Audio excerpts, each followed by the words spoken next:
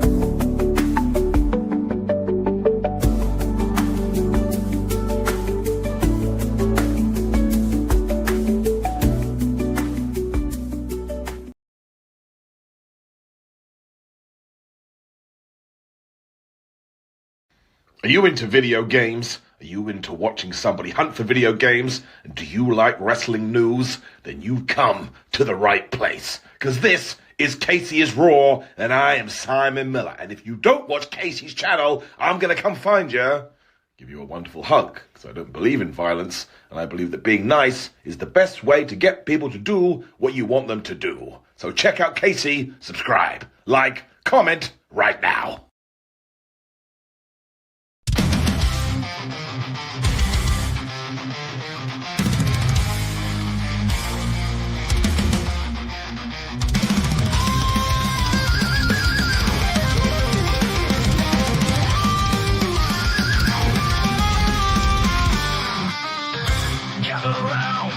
It's Saturday night with Casey's Raw energy. We're ready for the fight. Agent Raiders and Tex rise to the call. MK3, Kratos and Joe, we're having a ball. From video games to wrestling, we cover it all. We're the kings of the screen under neon lights. Saturday Raw, igniting the nights. We're the crew so wild, we'll rise to the top. In the world of gaming, we'll never stop.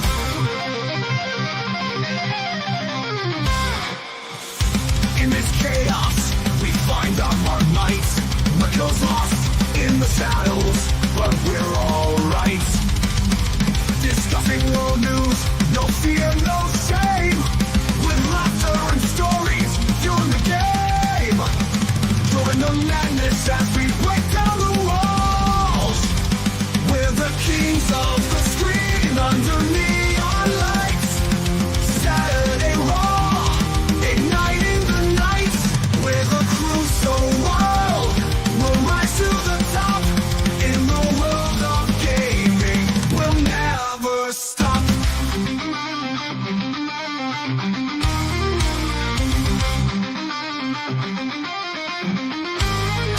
Join the madness as we break down the walls.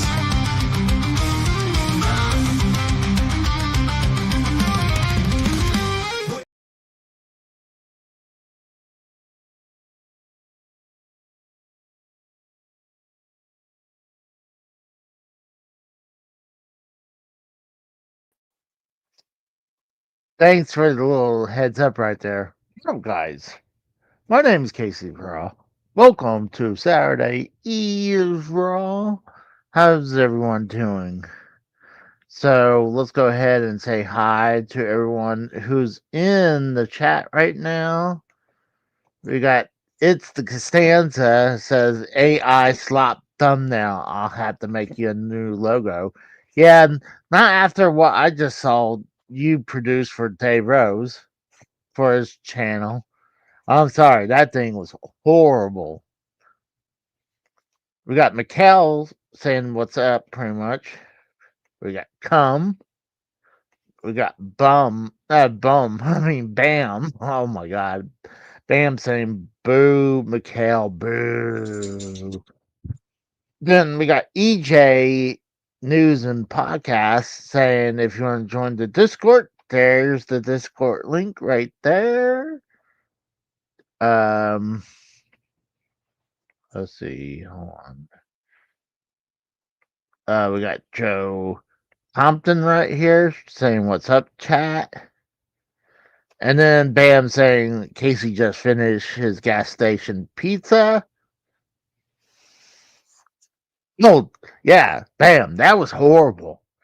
I was like, it was like if Dave would have told me he did that, I would have been very disappointed because let me bring up my version of my drama fast food picture. Oh, I have to remove me. Fuck. Hold on. Am I not? Okay, it's this one, right? Yep, right there. I made. I changed that up a little bit. I actually was able to erase what was right there where I put Casey is raw, and then I found a GIF of a open light, but I made it a lot better looking than what Costanza put out. I mean, sorry, that AI was garbage. So, I mean, that was horrible. So, I'm gonna tell you guys right now, with a heavy heart, we might have this guy on every once in a while to do wrestling podcasts, but Bam. No, not Bam. God damn. I see Bam and that's why I said Bam. But the Rose is not gonna be on Saturday is Raw no more. He's says he's officially retired from Saturday is Raw. We will do pretty much do content together still. But most likely we'll probably do wrestling content together. I'm not gonna I'm not gonna tell you guys why he did that. That I just figured to tell you guys why he resigned. No, just say he resigned. So no hard feelings. But I figured to tell you guys now, even though I'm not gonna be I'll be frank with you that seems like he wasn't showing up that often on the normal Saturday is Raw shows anymore. But hey, I'm not gonna say, hey, you gotta be here. You're obligated. You're not obligated to be here. Like there'd be difference if I was paying the guy and he didn't show up. So he's not obligated to show up. What do you want, Weedle? What do you want? There's no peanut butter on my lips. Oh, he just wants attention. He's my little attention whore. He's like, Casey, let me give you kisses. Where's the Stream Labs? What, you want to donate to me? Come? Oh no, the rat dog. It's the rat. It's the weasel. Oh, we got Joe Compton. But so I have sent out some links out to people. So if they want to join us, they're welcome to.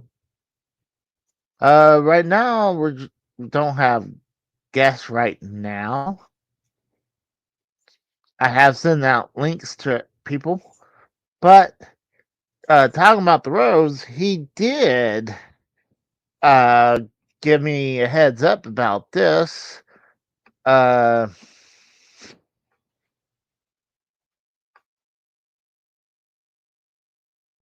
heard voices out there.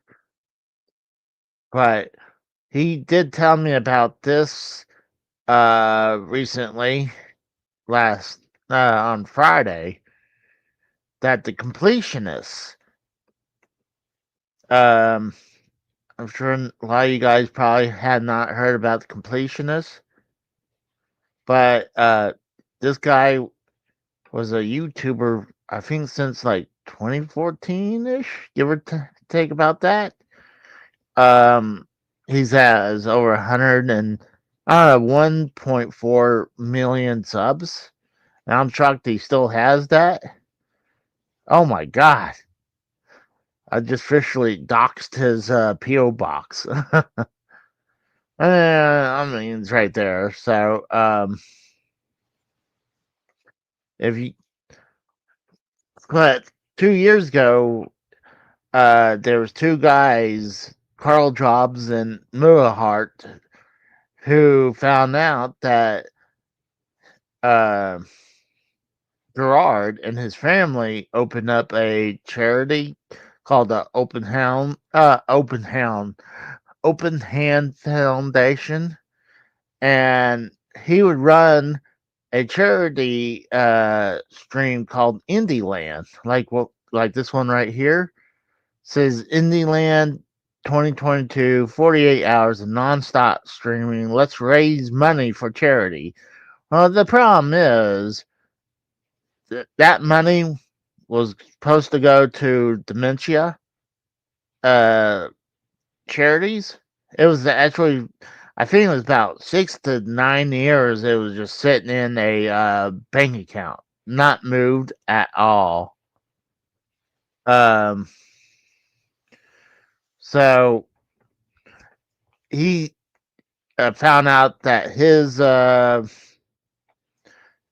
charity pretty much was not sending money out to no one at all. He had his charity raised over $600,000, and he was listing all these charities that his company was supporting, and no one even got any money from it. And but he was listing stuff. We did this, we did that, we did this for this charity, and not one penny was sent out to nowhere. The only thing they ever donated anything was his mom for medical research. So he pretty much, after a year and a half ago, he put out his last episode. Let's see. Here's his channel. See, his last video he did was a year ago. It was Aliens. God, how do you pronounce that? Can't pronounce it. This alien game right here. And after that, he just stopped.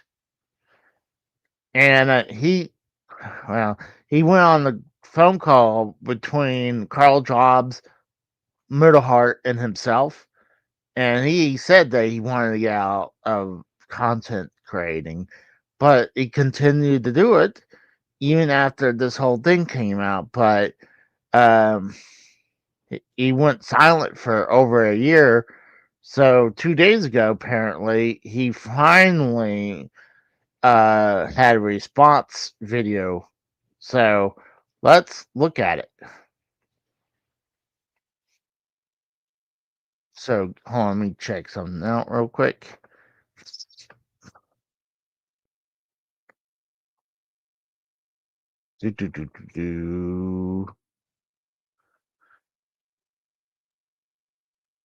I smashed the dislike button. Everyone should follow suit. He looks like he smells. No one is watching that. So, let me zoom into it. In 2012, I started my YouTube channel, That One Video Gamer, and for the last 13 years of my life, I have been completing games and making a lot of videos about the things that I absolutely love.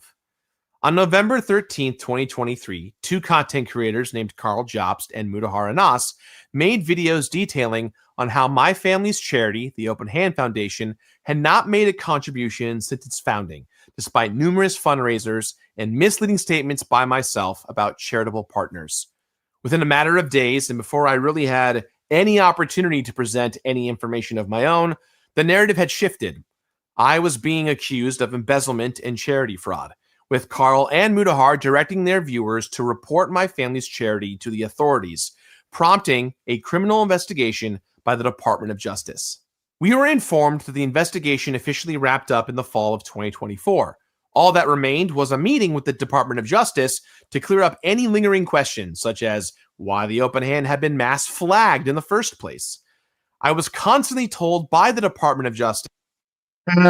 See, to me, I feel like this whole thing, I'm not gonna call up the authorities. Like, hey, you guys probably need to check this guy out in his charity. Like, I'm not gonna try. Like, I kind of wish he would get in trouble, but I'm not the guy. I want to be the guy who does it. Like, it's kind of like how some of these people lately, like the whole Charlie Kirk deal, where people go on social media and says some outrageous stuff and celebrating his death, and then those people finding out to get them fired. Like, I would want them to get fired, but I'm not actively going to try to find their job and get them fired. Like, that's not my place. Like, this is not my place to call authorities on his charity. Who was who? You guys, like, he looks like he hadn't showered this year. That's horrible, guys. Come on.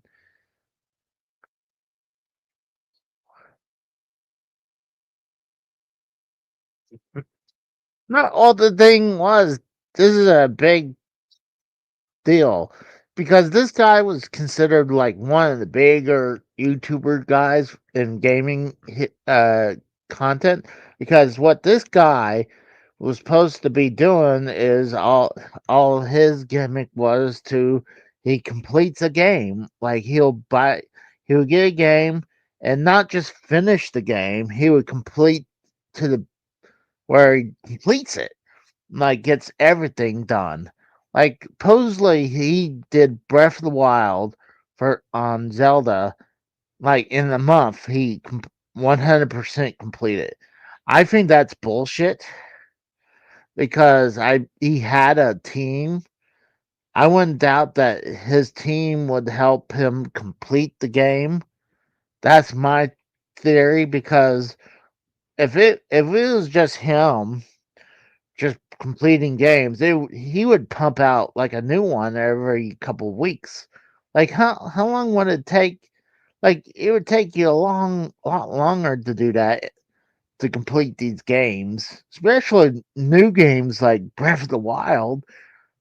I mean, the Zelda people who made that Zelda game said it's impossible to do 100% it, and they did it in a month, but like, I guarantee it wasn't just one person did it. So, hey, I heard those showers at those truck stops are actually pretty good. That this is the final meeting, and the final meeting was right around the corner. But officially now, over a year has passed since then. I didn't want to speak publicly about this whole investigation until I had those final results in my hand, hence my silence all this time. The honest truth is that the Department of Justice will not respond to any emails, despite telling Open Hand's lawyers that they're interested in one final meeting to close the case. It has been over a year waiting on this matter, and the fact of the matter is, I need to move on. Whenever I get this final documentation, whatever it says, I don't care what it is, I will share the results with whatever I am legally allowed to share as soon as I can. And I am still absolutely confident that the accusations of fraud and embezzlement will be proven false. However, even if we never broke the law, serious moral mistakes were still made by myself and the foundation. The Open Hand took far too long to donate. We never explained why it took so long until after everyone called us out. Bingo. Like why did it take 6 years to donate money to a certain charity? Like, you guys are saying all this money's going to go to this, and this charity, and where it just was sitting in the bank for at least 6 years. So, I mean, that's bullshit. And I lied about this for all of Indieland's years, both knowingly in 2023 and unknowingly in all the years before. But it doesn't matter what kind of explanation either I or anyone else involved might provide. This happened, and rightfully so, it pissed off everyone. Yes. To my viewers and donors, friends and collaborators, I am so sorry for hiding the truth. It was selfish, full stop. I want you all to have the context as to how everything happened, but nothing I've said so far is an excuse, and neither is anything else in this video. All of this is on me. Even if it wasn't exactly how I imagined things would go, my goal always was to make sure this money got donated to the right place as quickly as possible, and I'm immensely thankful that it got done. So, with that in mind, I'm sure many of you still have a ton of questions. Yeah, I mean, they just dumped most of the money to one charity, where they were saying that all these charities that they have been supporting for years on years, and it wasn't just Indieland. His Open Hand Open Hand Foundation was running a golf tournament that had sponsorships.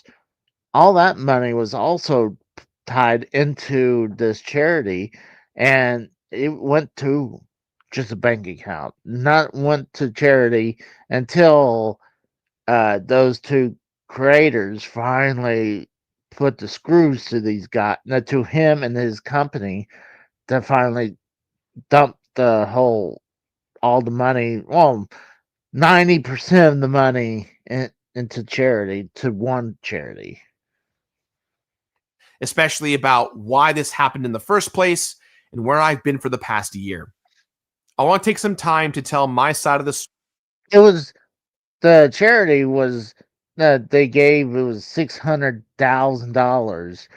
Supposedly, later on, the mission was to get $1 million raised, and then finally find one charity just to dump load it.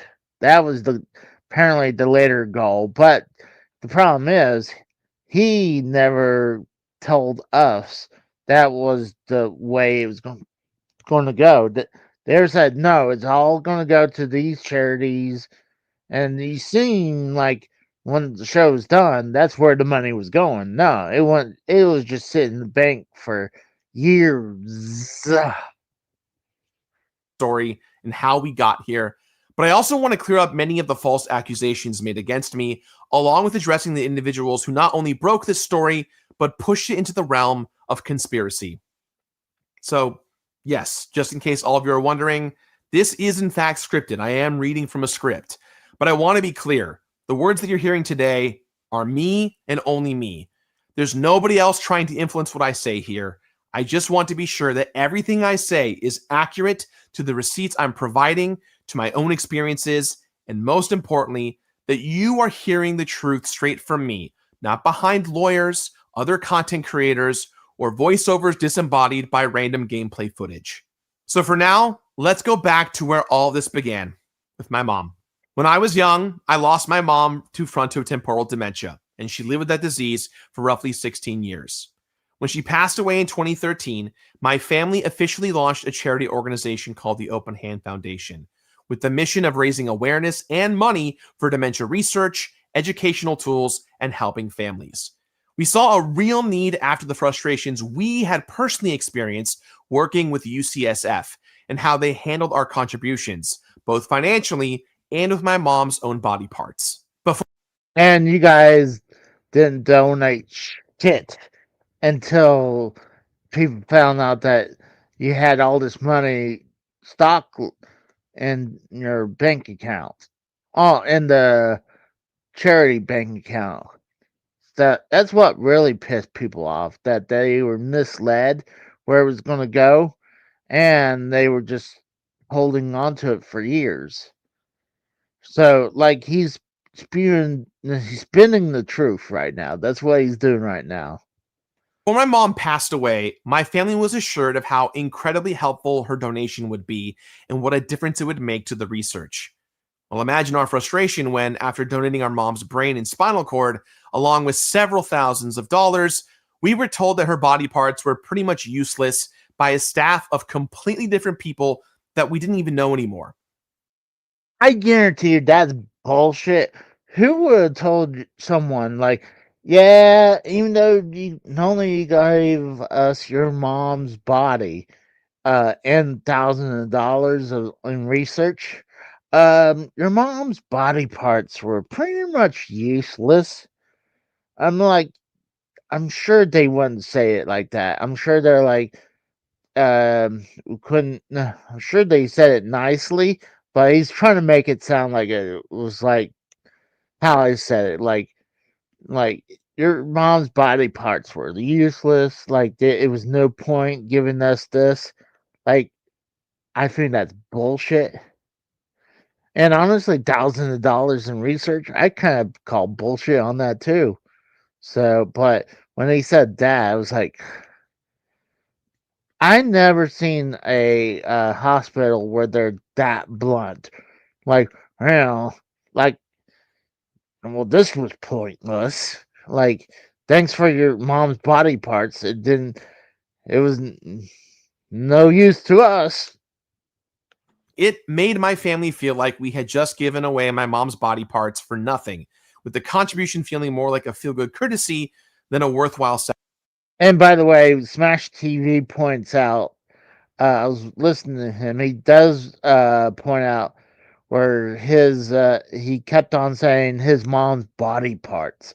I'm like, I would never say I gave my mom's body parts to charity or to medical research. I would say I donated my mom's body to medical research. It sounds more degrading when you say body parts. I mean, it does, if you ask me. It sounds degrading. This is where the Open Hand Foundation began, and with it, the need for knowing how charitable contributions actually get spent. And as for me, I didn't really get involved into any of this until I reached a place in my career where I really felt like I could use my platform to make a big difference. In 2018, my best friends and I created IndieLand, a 24 to 60 hour live stream event where we would play and promote indie games with the people who made them, raising money for charity with all of you at home watching, cheering us on as I went through tons of gross physical challenges at my own expense. I just thought about that. Let's go back. Let's go to that IndieLand. Like, let's see if he still has one of those right here. Yep, there's one right here. We're live. Well, hello, Internet. Hello. Let's see if he spews out where way to us is going to charity. We're not touching. Oh, there it is. Let me see if I can. Here he goes. Excited to have you guys all join us today. As a reminder, we're raising money for dementia research. We have this year we are simulcasting on both YouTube and Twitch. So hello, YouTube. We love you guys. Thank you for being here. All bits, all donations, all super chats, all YouTube memberships, basically anything that's tied to donating or subscribing in a financial way to us is going to charity. We're not touching any of it. It's all going for a good cause. We're going to have a great weekend. Years from now. A lot of developers, a lot of chaos. There's going to be a lot of hot sauce. I'm going to get waxed. I'm getting a tattoo. It's going to be a long time. But and the donations are flying in. We appreciate you all so much. We're going to you can see right here, they have one, they already reached $13,000 right here. And if the milestone it shows they want to reach is $50,000 right there, and he would get a tattoo. So, like, let's see. Throughout the stream, I believe reviewing a build, because I can maybe let this. See, now they're just playing games right there. So you see what I was talking about? He was spewing out his lineup about, oh, like all this goes to the charity. And I'm like, while it was all bullshit. But supposedly, this was the year that he had, after this one, he had no idea that the what the open hand was doing. When they did Indieland 2023, he knew what was happening, but they still spewed the same bullshit. Let's go back. Let's see if Challenges at my own expense. Indieland went on for 6 years, and my team and I were so thrilled to see our little show succeed. However, after we finished our 5th show in November of 2022, I spoke with my family about all the good we were doing, and I really wanted to get a representative from one of our charity partners to come and speak at Indieland 2023. Only then did I learn that the Open Hand Foundation had never made a contribution since its founding, and there were no official partners. All the money was sitting there, untouched and accounted for, ready to be donated. But at the time, there was a massive disagreement between myself and my family. I personally thought it was important that the money be donated right away. Meanwhile, my family's perspective was very different than mine. They had been negotiating with several organizations to establish contracts to take a bulk sum of money as a restricted donation. These conversations revealed that many of these potential organizations were happy to take the money, but didn't want to track what they saw as a low sum compared to the 6 to 7 figure amounts they were used to receiving from mostly corporate interest groups.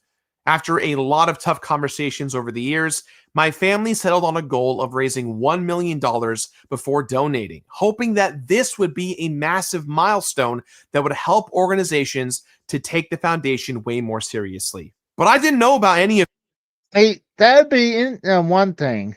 Like if they say, "Hey guys, we're trying to raise $1 million, where we're gonna dump it to one charity," I can totally understand that. Then at least you're being upfront. But no, they were saying all this money that they've been raising for years now hadn't went to anywhere. It was just sitting there. So like, I mean, that's probably true, but like, he was still spewing the same bullshit that he was saying the years prior, the year that he knew now in 2023 about, where he now knows what's happening behind the scenes. But the years prior, remember they said they opened this charity back in 2014. So yeah, for 9 years they didn't donate shit. 9 years they didn't donate one penny. So I don't want to hear his excuses that saying that I had no idea, but when he did, he still was spewing the same bullshit that he was saying years prior. this, and I didn't care. I wanted it to go to a reputable charity that would do great things with it right away. That means for the next 12 months, I knew about the money not being donated and was having constant conversations to get it to the right place, trying to repair relationships and negotiate in good faith with several different potential benefactors. Since it was now up to me to get this money donated, I needed to stay on the board of directors for Open Hand, at least until the donation was officially made. It was around this point that I realized that I was in way over my head. I had just lost my job at G4, and finances were a complete mess all around for myself and my company. I was scrambling to get the Completionist restructured with new ideas. His job at G4, he barely even had that. Like, he was making more money on YouTube than what G4 was giving him. Like, he had over 1 million. He still has over 1 million subs.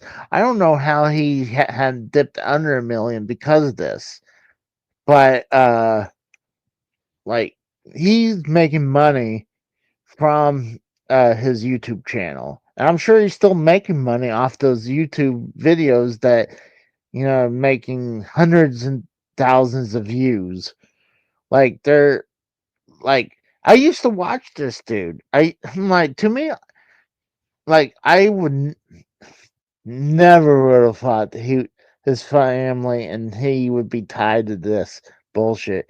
This is like came out of left field, honestly. I was super shocked because when you watch the guy's content, you wouldn't think, oh yeah, he's up to no good with charity.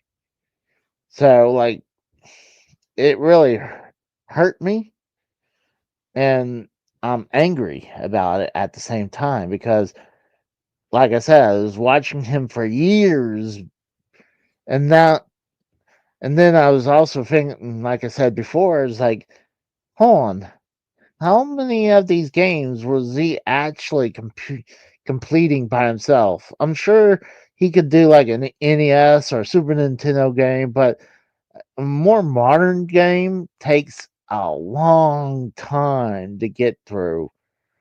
Like it's not like this game like an NES game that you can beat the game in an hour and call it done or complete it in like a day or so. Like that's completely different. But when, like I said, when supposedly him completing Breath of the Wild in a month, I call bullshit on that. So let's in a move new on. tone. And I was practically traveling or doing some work event almost every single week, almost the entire year. But everything was up in the air, and all of it was on me all at once. And on top of all this was the news that I now had to fix a problem that had been unknowingly brewing for several years. However, even at this point, I couldn't just do whatever I wanted. And this is where the real conflict started. I tried my best to express how upset I was, how upset all of you would rightfully be, and that this could cost me and so many people who worked with me everything we had created and built together. And I was simply brushed aside. I had learned the hard way that the charity world moves at a glacial pace, and I've been going around touting all these organizations and all the good we'll be doing for many years, only for all of it to be a bunch of empty promises. Bingo, bam.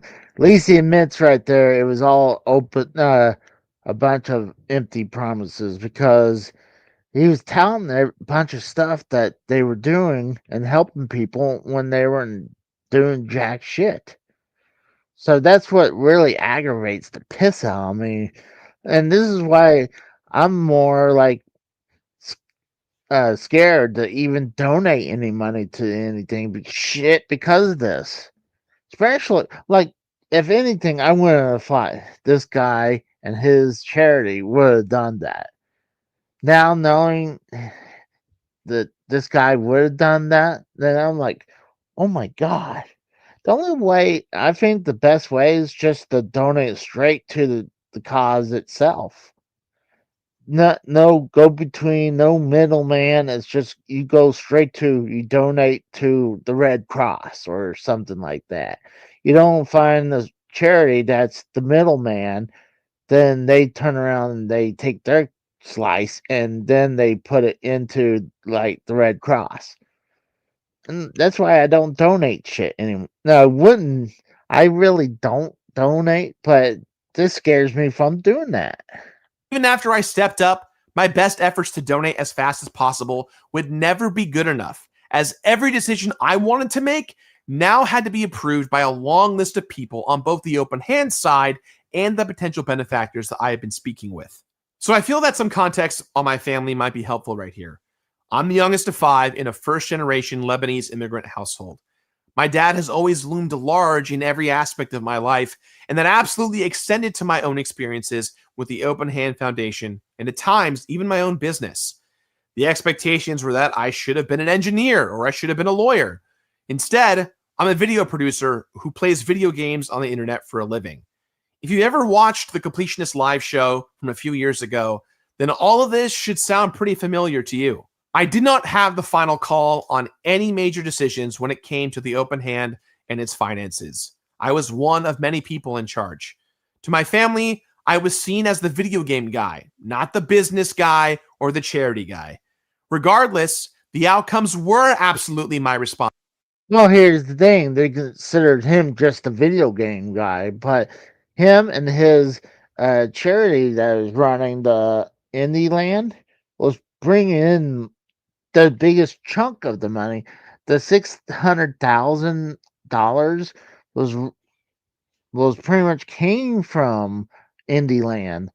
I mean, oh God, what's her freaking name? That was in True Lies, and Jamie Lee Curtis. She would donate every year to this foundation $25,000. So let's say for 6 years, that's $150,000 right there just from Jamie Lee Curtis. So like that's a huge chunk. So like it pisses me off. Responsibility because all of you at home donated your hard-earned money and time and did so with your trust in me in mind. So when I learned the truth, I made it my goal that no matter what happened, the money had to get donated. There was no other outcome that I would allow. And that's where the real nasty core to all of this is. Nobody embezzled or touched All right, any. hold on. Douche. And go watch Monetize This then. If you're saying this is worse than Monetize This, go watch Monetize This. Go watch some subpar bullshit that Cronin can't do anymore because he has crap co-hosts. I'm not saying I'm putting out the best content, but go watch them. I don't give a fuck. Like, you're lucky I don't time you out for that. Like, this is a topic I want to talk about, and I'm waiting for some friends to come in. So hit the bricks if you think Monetize This is better than this. I mean, I'm sure some people would say that, but like that kind of ticked me off a little bit. This is a topic I want to talk about right now. If I can get some people come in and talk, that'd be great. If not, this is what I wanted to cover right now. And then if no one comes in, then I'll probably just want to play some video games. So let's go ahead and continue. Money, no crime was committed or covered up here, and the results of the Department of Justice's investigation will hopefully one day be proof of this. The decision to wait to donate until the foundation raised $1 million, along with the struggle of figuring out why that was necessary in the first place, should have absolutely been communicated with all of you. The Open Hand Foundation and myself especially should have been more transparent with its struggles and its goals. Period. Yes. A week after IndieLand 2023 had wrapped up, and before I could get back to the donation efforts and conversations I was having, my heart stopped when I saw an email to the Open Hand Foundation came from a one Carl Jobst. I'm very familiar with Carl's work, as he had been known at the time to be a groundbreaking creator that claimed to take down cheaters, liars, and scammers. And I knew what was coming next. A few days later, on November 10th, I received a message from another creator, Mutahar Anas, also known as Some Ordinary Gamers. I respected and trusted Mutahar, so when he asked if I wanted to hop on a Discord call to talk.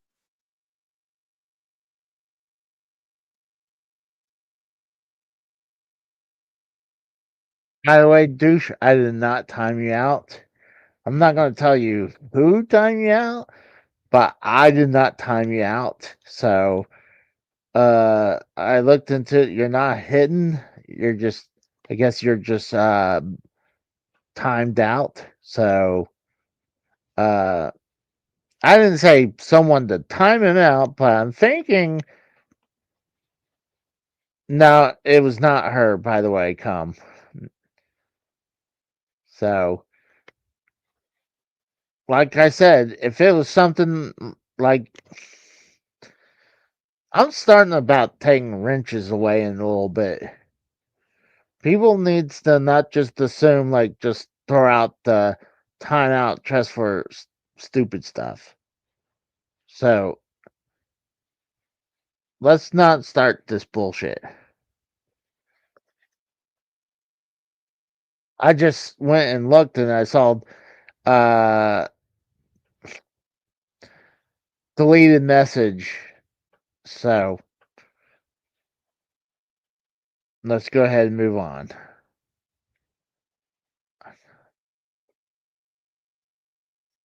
Talk about a discrepancy with some of the Open Hand Foundation's publicly available documents. I agreed, thinking, hey, you know what? Maybe we could chat this out and clear the air. No problem.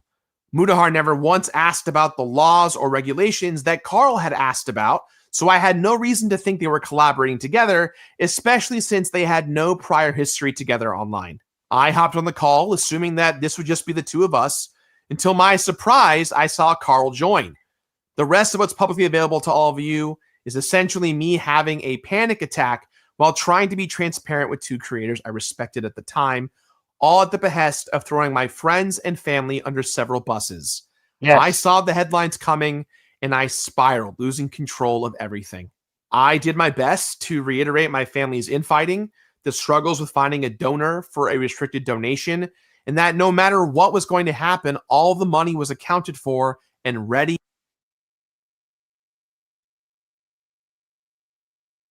Sorry, hold on.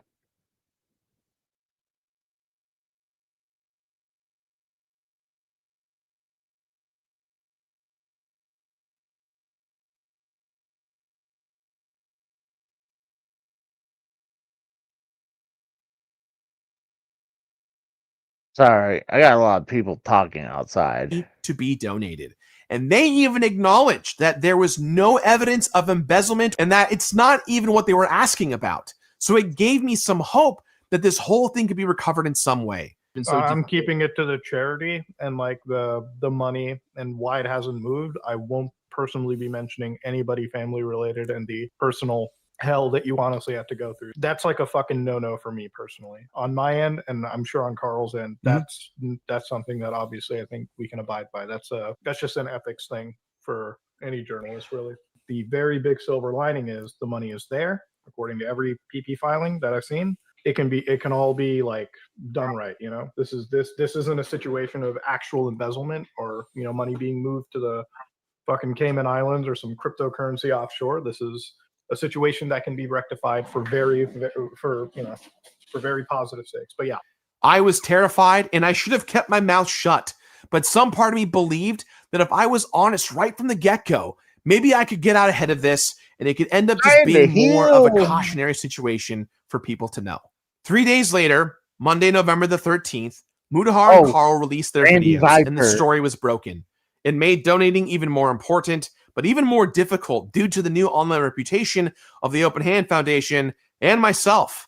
Many of these organizations we'd been speaking with suddenly wanted nothing to do with us, legally informing us to keep our distance, and the situation quickly became desperate.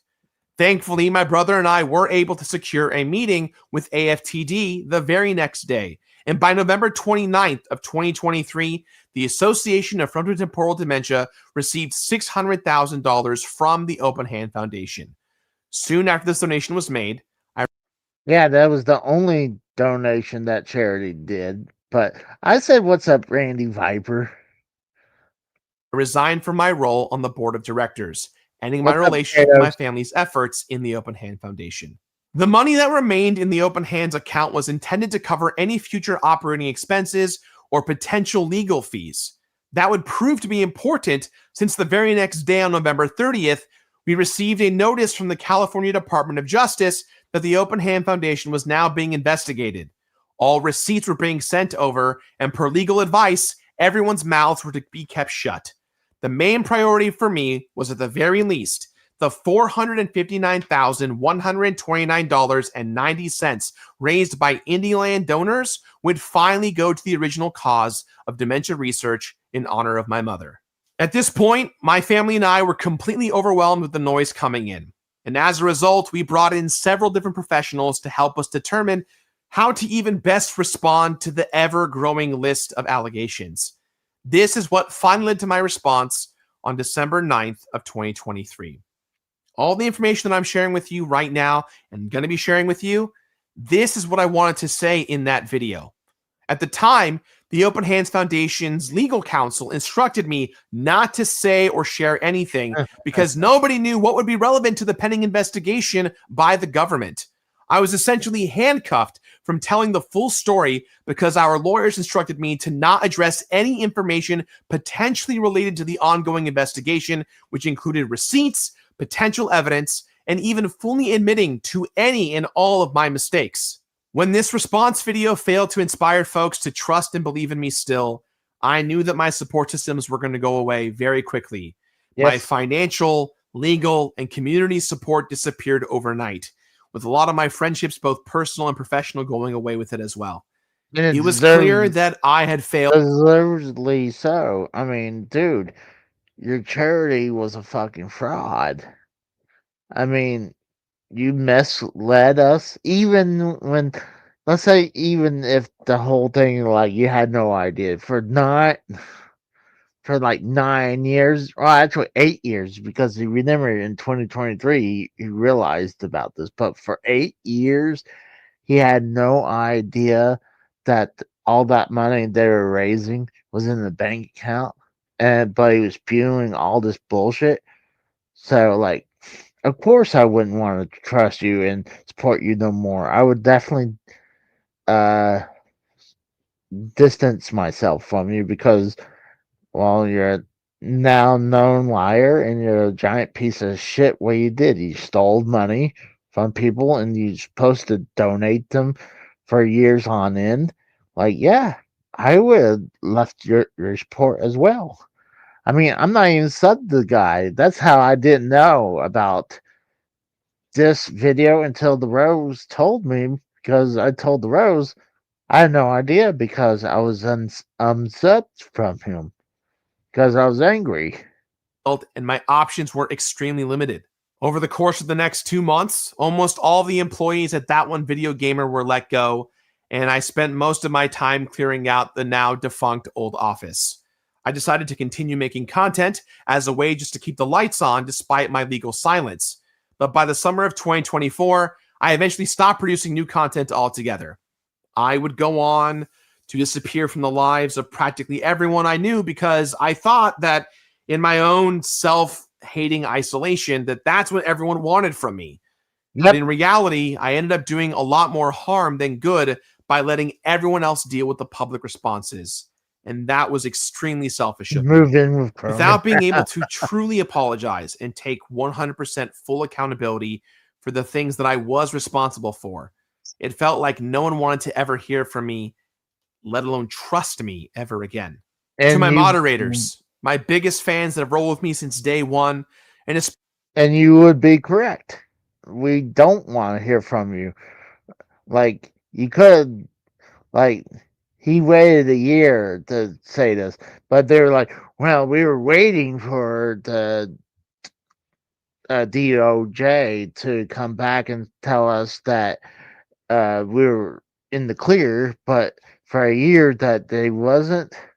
I think he was just having time to figure out his script in a way to make him sound more innocent, and how everyone was in fault, from the two people who exposed him, from his family that it was running the charity, but he takes some blame, but he's also doesn't want to take all the blame off at all too.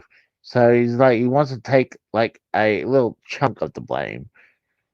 So, I mean, he still says that he wants to still do content creating, but, like, you know what? He won't be seeing my support from him. I won't be watching his content minus this right here. After that, I won't watch it because fuck him and fuck his family and fuck his charity. Especially to anyone who ever donated to IndieLand in any way, shape, or form. So many of you trusted me, my words, and my reputation and what I stood for. I know a lot of you have left this community, are hurt and feel betrayed, and were even threatened or harassed by people online just for saying that you still believed in me. I put all of you in an unbelievably difficult situation, and for that, I am deeply sorry. To my past employees, I am so sorry that you've had to endure the sudden hardship of needing to find new employment with a resume that had my name and company insignia on it. You trusted me to manage That One Video Gamer and everything related to our brand in a way that would keep us going for the next decade. All of you gave me your blood, sweat, and tears, and some of you for the full 13 years of our existence. I am forever grateful for all of you, and I am so sorry that this ended up becoming the worst possible scenario for all of us. To Fraser Perez-Edon, Patrick Stingline, and Michael Bairdy, you've always been my best friends.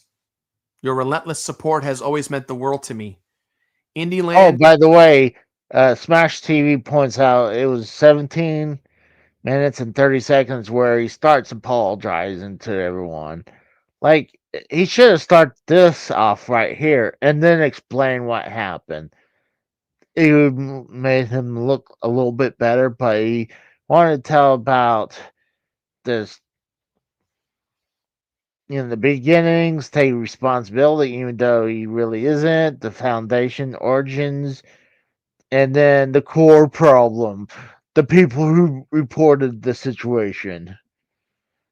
and so much of TOVG's ambition and drive was from the three of you and your dreams. You dreamed as big as I did, if not bigger, and contributed to our success. No, I never gave him money. I never donated him any money. I will always be in your debt, and my heart is so heavy for how this ruined your lives and the lives of your fellow employees. I will find a way somehow, someday, Yeah, sure. to reconcile and seek redemption with all of you, if you will allow me to. I Nope. want to especially I'm gonna take that as I would believe it until I see it. I pretty much gonna. It's like how they say you can hope in one hand and shit in the other and see which one gets filled first. I believe that situation would fit perfectly in this. apologize to the Super Beard Brothers, the Scary Game Squad, the Friends Per Second podcast, and all of the guests and indie game developers that appeared at Indie Land for the long road of chaos they had to endure and will continue to endure because of all of this. I don't expect forgiveness from anyone who watches this, And you but I won't. do want all of you to know that I am doing everything in my power to make it right. And on that note, I do want to talk a little bit about the progress update on AFTD's fight against dementia and how all the money you all donated is helping real people today. In July of 2024, AFTD sent Open Hand a report of what our contribution was going towards in compliance with the terms of the restricted donation previously negotiated upon. And I'll have that full report in the box down below, but I do want to touch on a few things that I'm very excited about.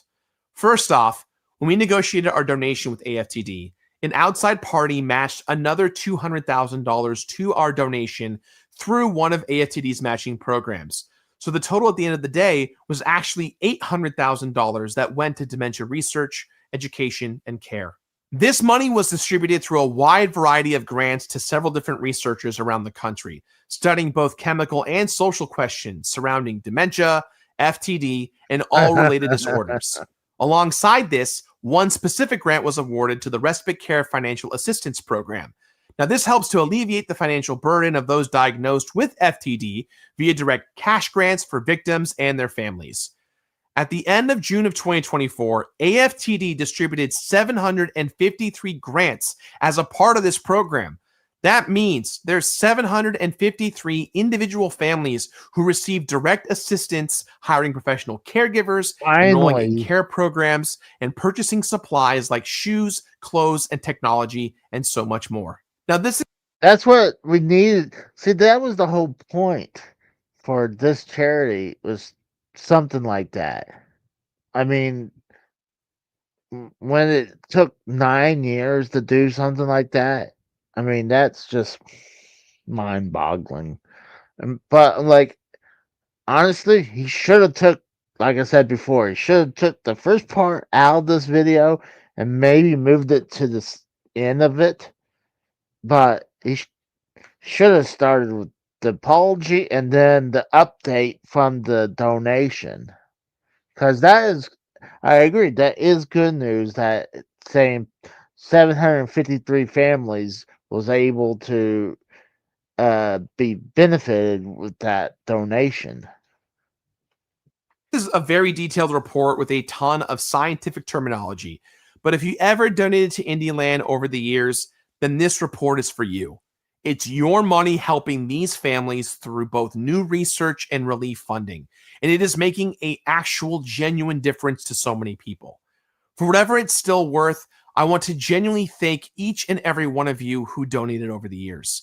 Thank you so much for your compassion and generosity. Sincerely. On top of all of this, the Open Hand Foundation has committed to donate to AFTD for many years to come, as long as they have money to operate with $50,000 already having been contributed this year alone. Yeah, that's pretty much the money left over that they held on to from the 600,000. So that when they donated that was pretty much what they had left. So I mean, I'm glad that they. But then again, I'd like to see a receipt for that. Like, I'm not going to take his word for it that they donated that much more.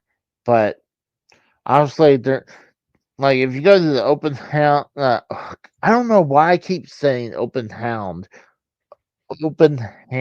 Foundation website.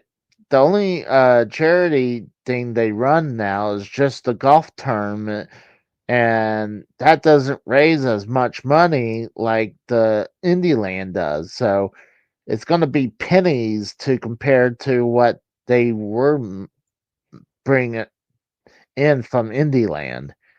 And I don't even think they had Indieland 2024 or 2025 because he said there will be no more charities tied to Indieland. And honestly, Indieland kind of got tainted because of this whole deal. Given that this amount was so much smaller than the last donation, they asked to not have any big press releases around this time. Even though I'm not a part of the Open Hand anymore, it makes me so happy to know. Before we move on, I did actually stream a N64 game. I think I streamed the NFL Blitz, and I've been doing gameplays from N64. And actually, I have a gameplay coming out tomorrow. It's WWF versus WCW Nintendo N64 game that's a hacked game of WCW NWO World Tour. So that'll be coming out tomorrow. I was going to have that out today, but I finished late. Shocker that I took a giant nap in the middle of the day, and then I was on Dave Rose channel. So, no tour capture a hack. No, when I say hack, I am actually using the N64 console, but someone took the ROM of the game and they changed it. That's what I mean. So I am actually playing on the console. I very, very, very, very rarely ever play anything that was on like a PC like that. The only time it was something like the Virtual Boy, but or it was a live stream, but I use the actual console, or I use the Retro Freak, that's a HD console that has cartridge slots for like the Nintendo NES, or actually for the Famicom, Super Famicom / Super Nintendo, Sega Genesis, the Game Boy series, and the TurboGrafx series. So that's a lot of times when people hear Retro Freak, they're thinking I'm using emulators. No, I'm actually using the cartridge. I'm just not using the actual system. But I'll be using a system, the real system, but it's just a modified game. So, yeah, let's go ahead and continue. Oh, hold on, let me move that. That the foundation is continuing to donate and hopefully start to rebuild some of the trust. Donors, in the end, if you donated to Indieland, your money went to charity and only charity. That was the promise, that was the goal, and we got there. I want to reiterate that at the end of the day, I was not trying to use or abuse my power as an influencer, and the intent was always to raise money for charity and never to take any of it. The memory and legacy. I do believe that was the intent, but like the whole thing that he had no idea for 8 years that his charity was holding funds. I don't believe he. I did like he was a board, one of the directors on the board of directors. So like, how did he not know for 8 years that they didn't donate anything? So I do agree that I feel like he actually had the heart that he wanted to do something for this disease. But like, because I mean the money didn't just went up and went to like making the house payment or buying games. They were just sitting there in the bank account. So I do believe they were actually going to use that for something. But when we found out that the goal later on became where they're going to drop $1 million on a charity, but like the charity's been running for 9 years and they only reached $600,000. So that would mean in the recent years, and you gotta remember we're heading out of COVID. Like it was 2023. Yeah, we're still in the midst of coming out of COVID era, but like people was and we're in neck deep into the whole thing with the recession. So like it was bad. So people wasn't donating as much money. So it would mean it would have been probably another 5, 6, 7 years before they would reach $1 million. So let's say it was the 7 years later. It would have been 16 years until they would have donated. So I'm Legacy of my pissed. mother is one of the most important things to me. And truly to this day, despite her passing, I do not think that I have gotten over the hardships and the trauma that I've experienced in my life with her and her illness. She always taught me to do good. And I was trying to live through her to do good. And I'm still trying to do good to this day. You, as a viewer, deserve the facts, and especially the truth. That's why I want to clarify as many of the allegations against me as I can that are absolutely false. First, I want to address the idea that the open hand could quickly just donate the money the same way you can just click donate on a charity website or Venmo or PayPal a friend. Almost everyone is screaming at them just to donate the money, which should be pretty easy to do. One thing you'll see is they'll ask me to gift an amount that is as low as $35. The short answer is no. I do agree what he's about to say. That it's not easy as just went to there and donate $600,000. So I agree with that. But they could donate like little amounts of money to charities. But it's like they're kind of half right on each side of the fence on this.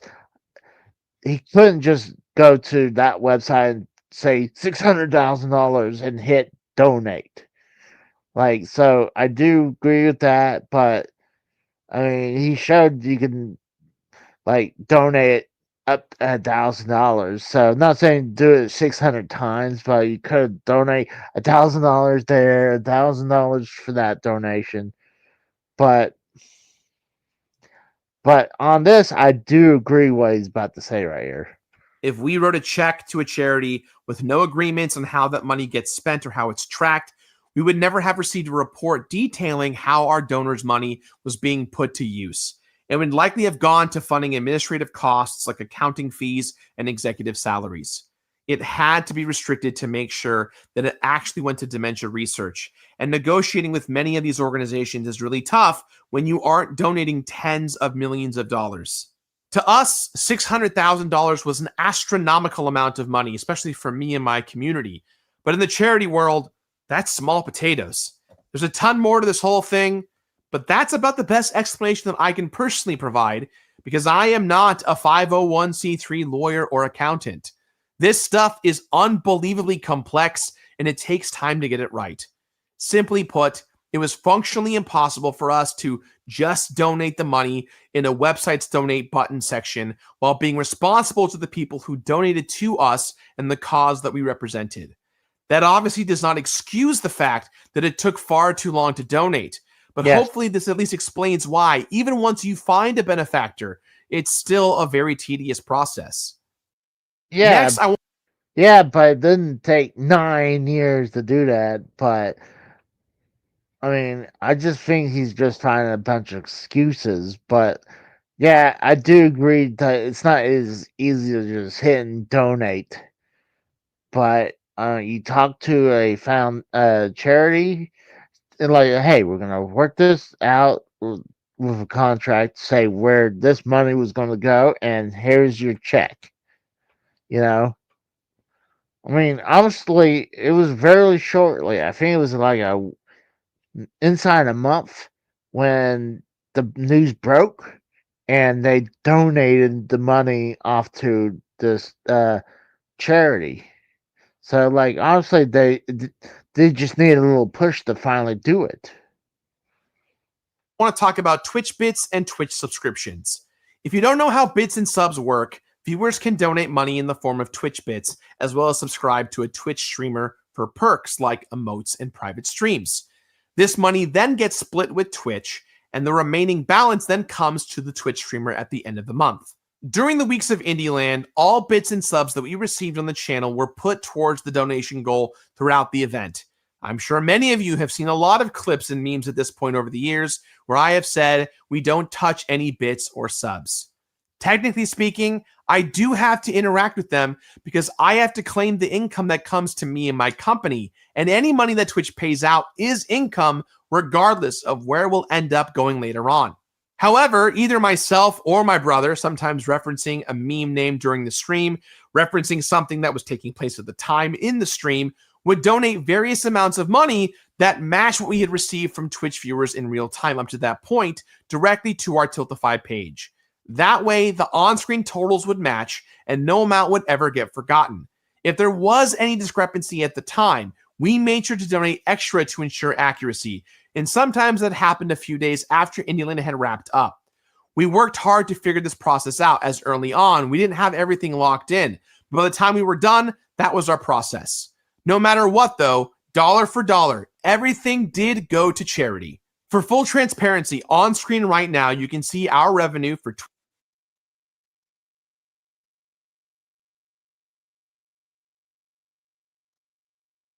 Looking at this. Okay. Twitch bits and subs for every year of Indieland. And the document containing this data. Oh, that's what I was saying right here. Remember how I said it was about 6 years that Jamie Lee Curtis was donating to the Open Hand Foundation? It was about $150,000. See, right here, they came out, donations was $459. $459,000, I mean. So that would line up to close to what they came out. So the 50 something plus came from the golf tournament. So the golf tournament barely makes any money for charities. Will be available for you down below. $459,129.90 was contributed to the Open Hand by the fundraising efforts of That One Video Gamer, The Completionist, and Indieland. All of the money raised for Indieland went directly towards that sum, and absolutely none of it was used for either expenses or personal use. This can be corroborated by both our Twitch earnings and our unclaimed expenses year on year. The process of receiving and tracking Twitch bits and subs was a tedious extra layer to IndieLand's operations, which is why we encourage viewers eventually over the years to donate directly to the Tiltify campaign instead. That way, donor money was going directly to the open hand, and I don't need to be the middleman at all in this situation.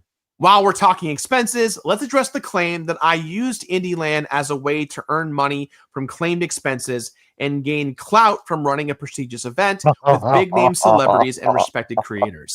Of everyone in the entire world who benefits from IndieLand, it's Gerard who benefits the most. He gets the Twitch followers, he gets the media attention, he gets to mingle with game developers and celebrities. He gets all the credit. As it grew, IndieLand became increasingly more expensive to produce. Most of all in 2022, we made it an attendable live show like we had promised our viewers in 2019. That one video gamer shouldered all expenses. That was my contribution to the cause.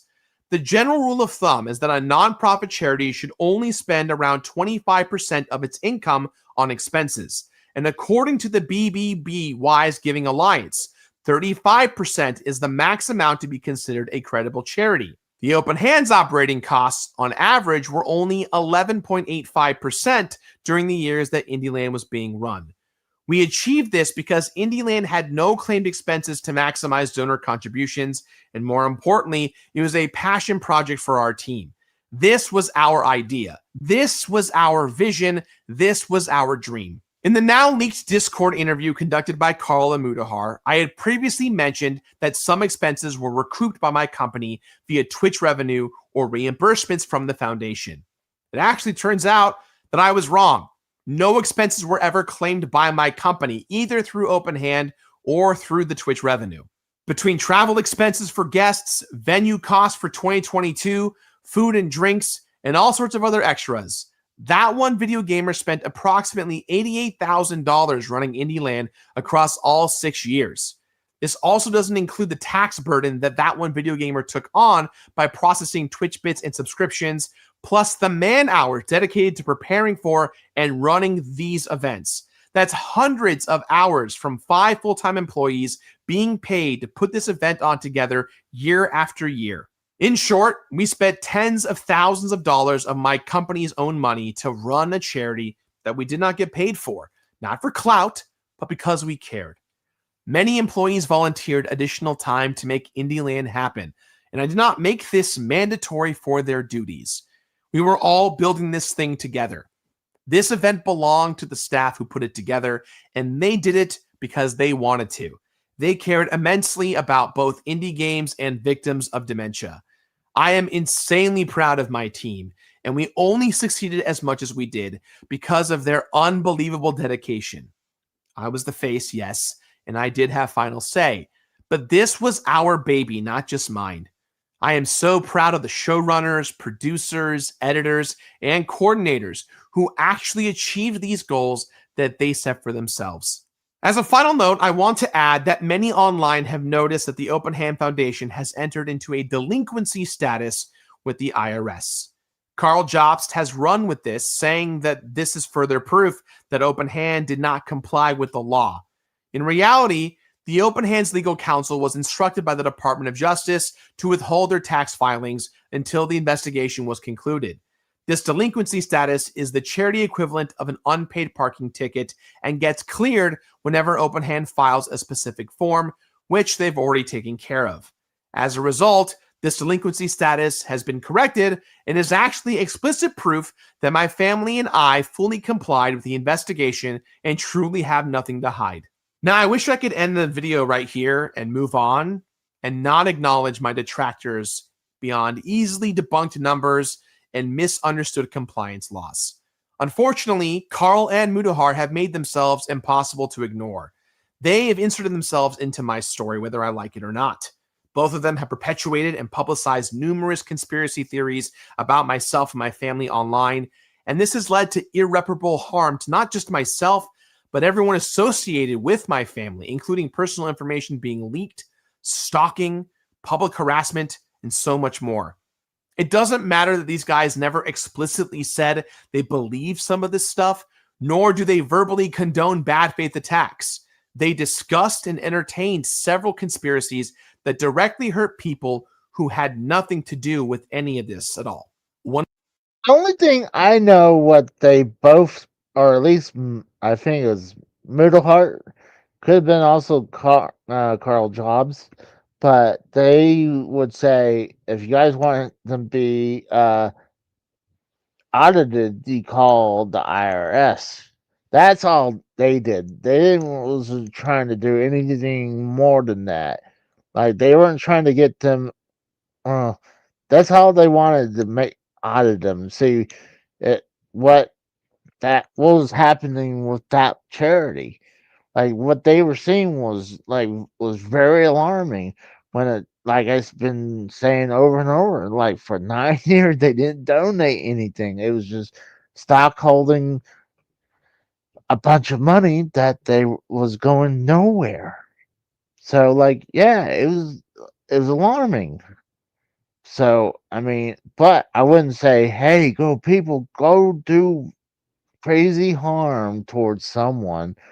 Like I'm not gonna lie, like I said before, like when like I want something to happen, but I'm also don't want to. It's none of my business to make it happen because like sadly there's going to be a lot of people who's going to go too far instead of not only just contact IRS. I wouldn't doubt they would go way further than that. So I mean that's one of the things I don't want to advocate for anything like that because I mean you start with one thing and it's going to lead it could open the floodgates to something else. So that's why I personally don't want to do anything like that. of the conspiracy claims was that my family donated personal funds to cover up the fact that we secretly stole all of the donor money. Both Mudahar and Carl discussed this as not only a legitimate possibility, but as a likely reality, despite the fact that no hard evidence of embezzlement has ever existed. One of the actual conspiracies for this is one user writes, they just needed a few weeks to secure a loan or liquidate assets to come up with the money to do this. If this conspiracy theory is true and the California DOJ or the IRS are investigating, that's going to draw some serious eyeballs over to them. So if that money is there, just prove it exists. I get it. You're behind lawyers and PR agencies. If this was actually true, the DOJ would have caught it instantly and acted accordingly. 501c3 charities in California are extremely strict and are under much tighter supervision than most other states in the US. An even more outrageous conspiracy tries to allege that my dad poisoned my mom in order to not just worsen her condition, but maybe even cause her diagnosis in the first place. These were particularly nasty conspiracies that I wanted to address in my initial response video from December of 2023, where I shared my mom's autopsy report to prove that, yes, she did live and die with frontotemporal dementia. See, that's the one thing I hate when people. It's kind of like when I was on Dave Rowe's channel earlier today. Like when people go to great lengths to, talk conspiracy theories or whatever on dead family members, especially like when they're talking about like my spouse. But like, God, you go to the point where saying that his father poisoned his mom to get rid of her. I mean, that's a great accusation. That's horrible. I mean, if I would have heard that, let's say someone would accuse me of doing that to my late wife, I would have been furious. I had one idiot send me a text, I don't know, or a message saying, I know what you did to your wife. I was like, what the fuck are you talking about? I'm like, why does people think that's okay thing to do? Like you're grieving and some asshole comes through. It's kind of like how like I had one time I was working for this one company when my wife passed, and I had a douchebag coworker who had said some nasty things right after my wife passed about her. I could have got that motherfucker fired if I wanted to, but I didn't want to be the rat. But I hated that motherfucker ever since. And when I heard that that motherfucker died, I'm like, and they're like, "Oh, I feel bad." And like he told the guy who was relaying it to me, said he felt bad about what he did to me. And like, then why didn't he contact me to apologize? Like, I'm sorry he's dead, but still, I don't care. Even he's dead. Fuck that cocksucker. Like for what he did to me. I'm not gonna forgive him for what he said to me when now because he's dead. Fuck him for saying that shit to me. So fuck his dead corpse.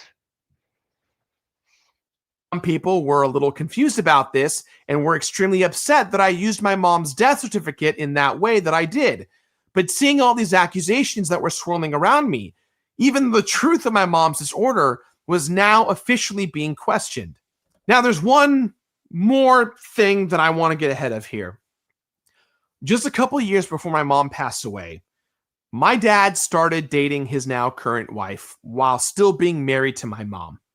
When you're committed to caring for someone with dementia for over a decade, life gets extremely complicated. My mom was at least 10 years into getting sick, and she was barely communicative at this point. My dad somehow found love at his senior age with an amazing woman who would go on to help our family take care of my mom well into her final days. I should not have to explain what I feel is no one's business but my family's. Unfortunately, there's Discord receipts of Carl stating that this was the last bit of family stuff that he was holding back, presumably until I decided to respond again, repeatedly referring to my stepmom as a mistress in my dad's supposed affair. Considering he used Yeah, that's a little strange. I mean, I can't uh even so I can put myself a little bit into that. Like I could kind of see like why like his wife was to the point where it's like she couldn't talk no more and stuff like that. Like she's no longer the person that she used to be. I mean, he's still taking care of her, but I mean, honest, I hate to be this, and like, does the guy not deserve to move on after when the like when she passed? Like, is he supposed to just like he's not allowed to move on? Like, it does look bad when hey uh they start dating each other, but on the side his wife is slowly dying. It does look bad, but I do sympathize. I feel bad for him at the same time because of that. Because like I'm sure that was a hard thing to watch, and I'm sure he needs someone to talk to about it. So I'm not gonna judge him for that because like I was not in that situation. I was in a completely different situation with my late wife. What happened with my late wife, it was kind of sudden, while his was slowly dying for 10 years. So I can't say, oh, he was in total in the wrong. So I do agree that he shouldn't have explained his dad, his mom, and his new stepmom situation. Like, and it's not like they were like he's shopping around for another woman. It's not like I'm gonna date her. I'm gonna date her. I'm gonna date her while still being married. That I mean, he's still with the woman that during this time frame, but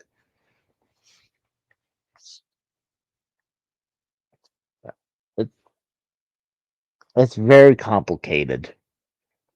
this exact tactic against Billy Mitchell, accusing his current wife of being nothing but a mistress in Billy. Well, hey Dave, if you want to know, come in and I'll talk to you about it. It'd be easier to talk to you about this than texting or even talking to you in the chat. And if you don't have, I sent you the link. So I would love to explain this to you. Alleged affair, I have no doubt in my mind that Carl would and might still try and use this against me in the future. The very next week, he applied to marry his mistress of many years. So that's why Billy lies about his marriage, because the truth is that he had his children out of wedlock to a mistress, and that just doesn't sound quite as wholesome. Myself and my family have long accepted and loved who my dad married after my mom passed away. It doesn't matter how much Carl tries to twist the truth here. There is no grand conspiracy here. The truth is that despite what they claim, Mutahar and Carl are not journalists, accountants, lawyers, or even engineers. They're YouTubers, just like me. That's why they never issued any corrections to this story, despite numerous allegations being thoroughly disproven even before my own response video came out. Corrections and questions are entertained as possible, but at no point did either of these two admit that they were wrong about anything they incorrectly cited. The 5% rule for charities to donate every single year, open hands filing status, expenses. Tiff says Billy Mitchell tried to sue Regular Show and lost. I love that cartoon. Well, Billy Mitchell sued Carl Jobs for defamation, and Billy Mitchell lives in America while Carl Jobs lives in Australia, and he sued him in Australia court, and Carl Jobs lost. So, and right now he's not looking good with this situation. So, I was actually thinking about getting Billy Mitchell's cameo to promote for the channel. I might. I think his cameo is not that too expensive. But I could be wrong. Oh shit! There you go. I thought I completely lost that. And contribution totals, or even my own words. These were all things that I tried to address in my response video, and others online had corrected them as well. There were a number of laws, requirements, and so much more that both Carl and Mutahar cited incorrectly, with no corrections to this very day. Let's take a step back real quick. Mutahar's first video released on November 13th. His next upload responding to online criticisms was on November 20th. His third video was on December the 2nd. And a fourth video was then released on December 7th, this time to talk about our donation to AFTD. Each and every video, Mutahar told his viewers that the open hand needed to be reported for an audit if you, the viewer, wanted anything to change. Looking at their golf tournament, looking at a bunch of other places, there is, at least in my opinion, income or revenue that should be reassessed by an auditing body. That is until December 9th, when I released my response video. In my video, I said that we welcomed an audit, responding to the claim that we were somehow afraid that an investigation might happen, exposing the books and everything up to everyone. What they don't want is people, especially the authorities, looking into the golf tournament and all of that sponsorship money. But if you have the money, I don't think it's illogical to show that you have the money and you are willing to donate it. Unless, of course, even if possessing the money after all of this, there are still some serious legal repercussions. Instead of admitting that, hey, maybe he might have gone too far, Mutahar doubled down, saying that a criminal investigation by the government suddenly doesn't disprove his accusations that we broke the law. Now, the audit was never the smoking gun during this video. And you might be like, whoa, what are you talking about, Muta? This is the exact investigation that Mutahar instructed his viewers would deliver justice if they followed his instructions. Do you want justice to be delivered? So I'm going to teach you guys how to report this properly. Now, obviously, if you want any agency to look into this, check the state of California. As for Carl, he actually acknowledges that he doesn't correctly cite any of the laws that I supposedly broke. Oh, I shit. couldn't give two shits if any of that is illegal. Welcome to the show. devious Dave Rose. What did you say? Welcome to the show. You're So- not even inebriated. I'm out in No. space right now, dude. And you're like, resume to the show. What? I I said, can recognize that. no, I said, welcome to the show. It didn't sound Devious. like welcome to the show. Oh, that's Ask the your bad- audience. Again, also very desperate. You know, you're calling on me to make your show better. I did. Again, No, yeah, I was- no, it is because again, I did a show today. It was a long show. Yesterday's show was even longer. I'm exhausted. Surprised I'm even sentient. But you know, you messaged me saying you should come on the show to explain your thoughts. It's just like I don't. no, I did Yes, not do then that. what- okay, do you want to read the message out to the people? Say, No. say it in your own words. Oh, hold on. Are you talking about in the chat or are you The last, saying the last message you sent me to get me on your show. Yeah, right. Here. Well, You, I you said- utilize multiple No. methods to communicate with me, okay? No, I said here. I didn't send you a message. I just said, hey, it'd be easier to explain to you one-on-one than just typing a message or No, hold on. Let me look into this, but you did send me a message. You also sent the link. Oh, now hold on. What? Now you change your tune. no, I was Do saying I have to pull out the receipts, or are you just gonna say, "Yo, Dave is right," and I'm a liar? Is that what you're saying right now? Because it sounds like what you're saying. no. I'll show the receipts if you want me to, but Oh no, that's what I'm saying. Is it's like I'm willing to show them. Why don't you? I mean, you asked me to be here. and the only time I really talk to you is through X anyway, so No, there's your server sometimes. Although barely. yeah, because you let EJ fucking run the shit, and she tried to help you out, and meanwhile, all you do is dip in to fucking drop your link, and then you drop out. It's just like, but this is your server. Like, if you paid attention to my server, which you're part of, Yeah. you'd be like, yo, all this shit's going on. Like, look at all this information, and this is all pretty cool, as everyone else does. But like, all you do is just utilize Discord as fucking a way to promote your shit, and then you dip out, and that's a shame. I can't show X because if I do, there will be show nudity. Yeah, we already know that you subscribe to Oh, there we go. accounts. You've admitted this in the past. I don't know why you have to remind people. Like people should remember.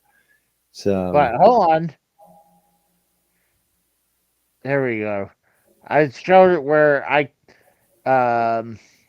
see you put the link to to Drama Diner, and then I put just the link to this at 5:44 today Central. So that's the only thing I put in the chat. Oh, to you. So no, there was more that you're not admitting to right now.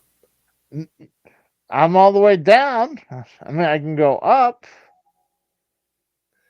I'm gonna search it, but yeah, you did. I'm innocent.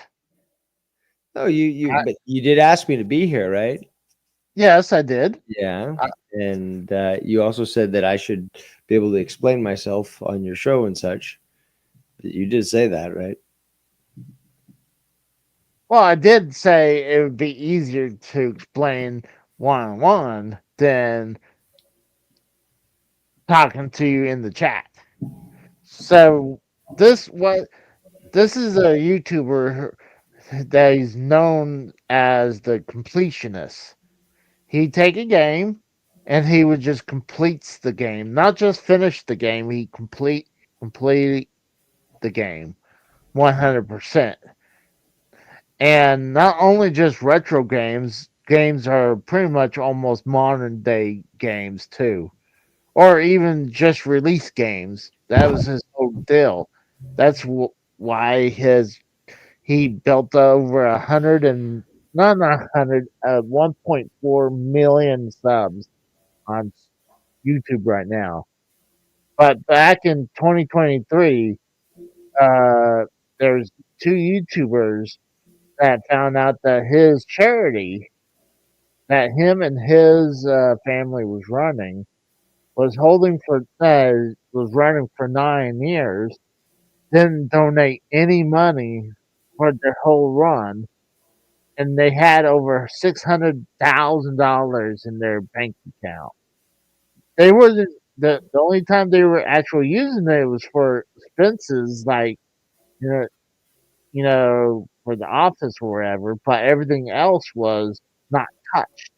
It was just sitting in the bank account, just collecting from the other charities they would run.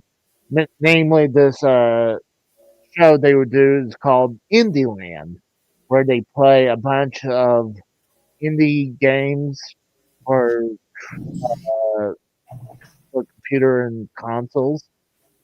So they would spend a couple days doing that, and not only that, they would do special uh, things. Like he would say, if they reached $50,000, he would get a tattoo.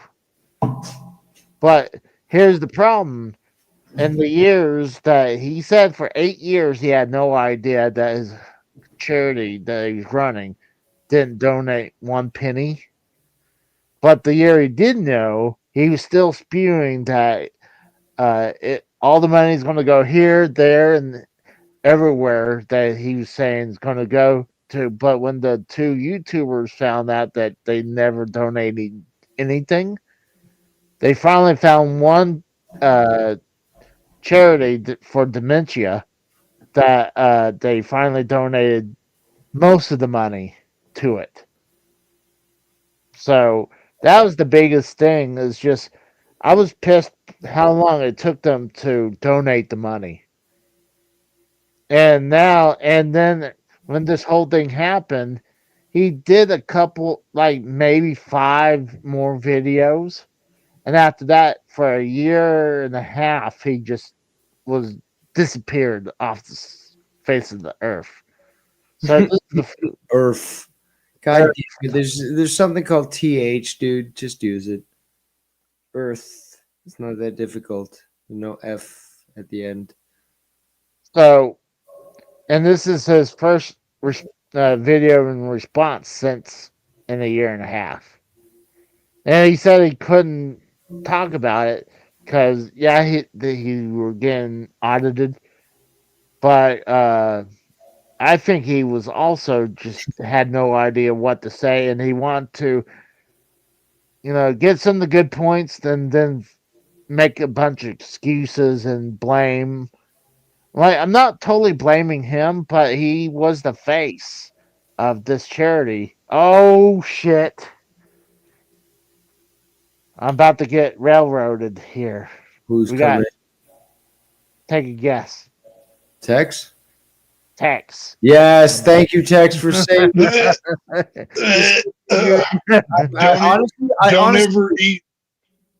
Don't ever eat at Casey's Drive-In. It gave me salmonella poisoning. Not gonna lie, Casey. Not gonna lie. If Tex didn't call in, I was actually thinking of bouncing because you're killing me, dude. You're fucking killing me.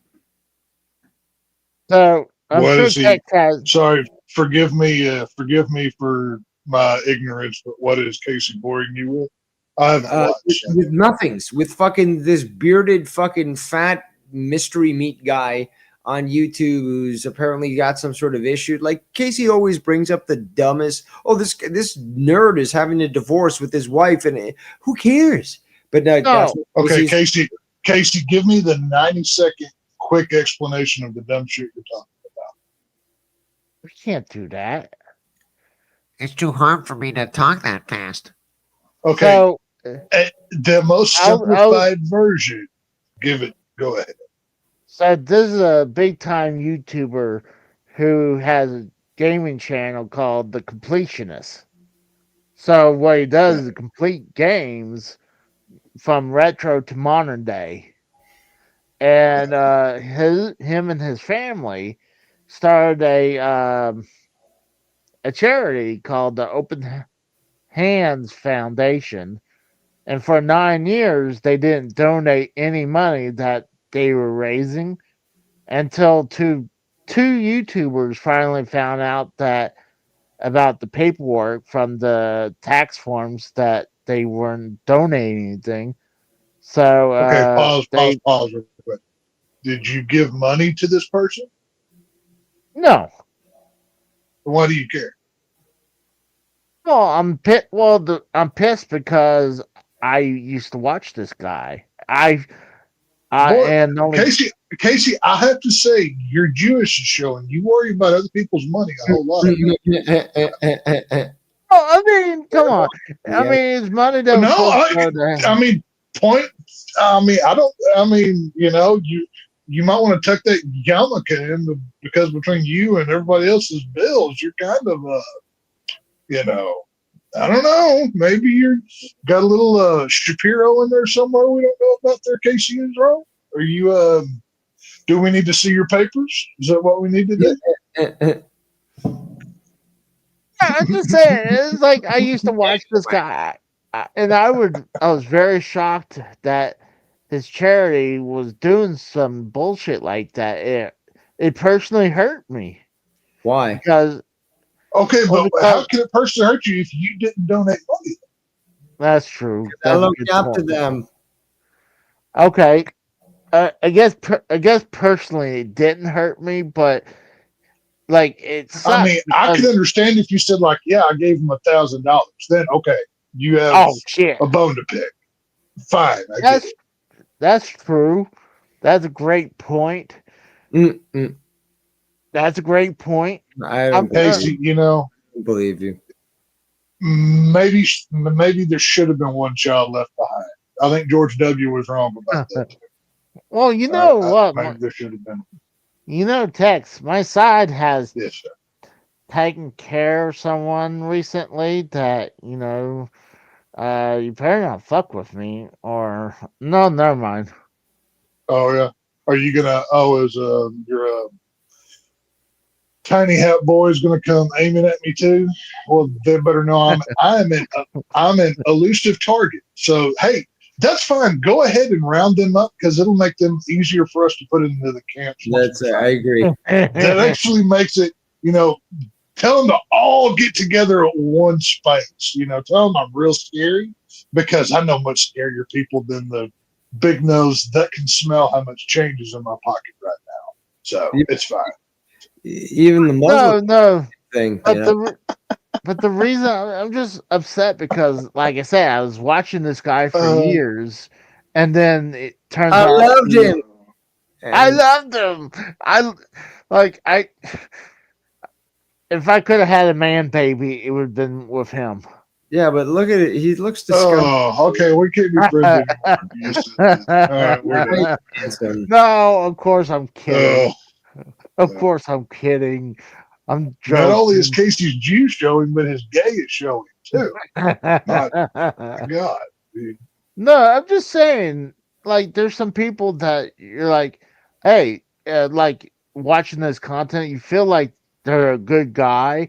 So, like, you want to support them by watching this stuff, and then you find out that happens, and then, like, it's a knife in the heart. Okay, here's your first lesson, Casey. Never assume anything about anybody that you don't know personally, that you have personally spent time with. That's you can never judge a person based on what they appear to give you, unless you. And I'm not saying like necessarily physically in person, but years worth of live streaming or just hanging out on the internet, whatever. If you don't truly know somebody, don't just give them the benefit of the doubt. You know what I mean? Yeah. Sadly, I had to agree. I mean, this is another reason that I really don't donate to charities, but because I always heard stuff like the Susan G. Coleman was a kind of big bullshit. Okay, once again, another lesson. Never donate to something that where you don't see the money go directly to. Have you ever heard the phrase donate local? You know, What? have you ever heard the phrase donate local? You know, help out your own community first. No, but it makes sense though. I mean, Like, let's say you have $500 and you want to donate to the homeless shelter.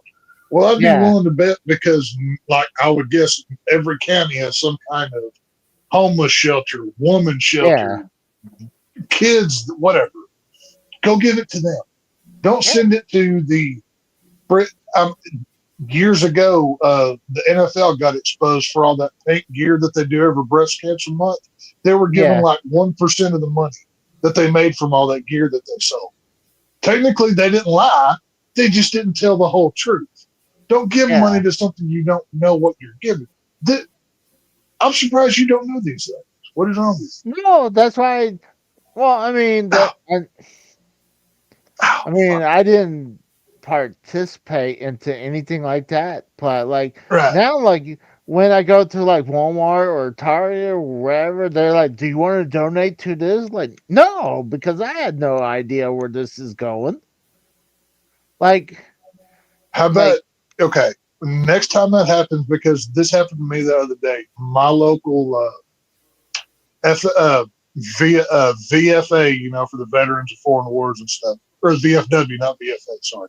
The VFW was outside of Walmart and they were selling like bags of popcorn and yada yadas, whatever, to help the veterans. It was like $5 for a bag. I bought one because I knew where that money's going. 9 times out of 10, when these people are trying to get money, they have like information on paper that you can take and research yourself to see if it's legit or not. A little bit of research goes a long way, my friend. It's not that hard. oh yeah, oh yeah. Look, I'm just saying, it's just like, is it just like I can understand, like, hey, people wants to make a charity, so like say, hey, we want to support Hang this on. charity and that Well, charity. what kind and of this- Arab is this bearded dude on your screen right Oh. now? Oh. I think he's Where was he? Lebanese. Where was he on 9/11? We need to know this. Oh my god, you guys are. He's American, but Yeah, well, of course. That's what they all say. and his parents is American, but I think his grandparents came So from. were the Bin Ladens that, you know, they had to scoop up out of the country after 9/11. You know, we don't talk about that. So, But this was pretty much the end of the video, so maybe at the very end I'll show the rest of it. But no, that was just kind of like I was a little upset what happened, but he was pretty much throwing. He took a little bit of accountability, but then he was throwing his family under the bus. Like so did he take enough accountability, according to your words, for you to like him again, or are you still mad? Oh, hey, I'm still mad. There's no, I don't forgive him. He's dead in my views. I will not sub back to this guy at all. Actually, and then also, I think his content wasn't true either because he had a full-fledged team that would do gameplays. Like, he's supposed to be the one completing these games. Like, I can understand if it was an NES game, but if it's a modern-day game, it's going to take you forever to complete it. And somehow he'll complete a game in the week. Casey, no offense, but if we were in high school and you were telling me this, I would have already had you wedging on the bathroom stall door. Okay? Love you, pal, but get off the internet. No. I mean, I really didn't have much topics to talk about. But this was a big one to me. So that's why it was the final nail in this guy's YouTube coffin. So you And thought you would be opportunistic and dance upon his YouTube grave? Is that what you were going for? yes, Ah, I want to be there teabagging his grave.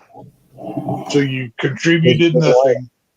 You still bitched about it, and then you're there to dance upon his grave. Yeah, Sounds like a Casey. and you're still reviewing him, and you won't call him out. And you still have his picture on this. Yeah. That checks out. See, It doesn't have look. I not taught you? Once you hate somebody, they are dead to you. You give them zero headspace in your brain, and you move on with your life. Like You don't harbor them. Well, that's kind of what I do a little bit, but it's kind of hard. No. I would disagree, but it's fine.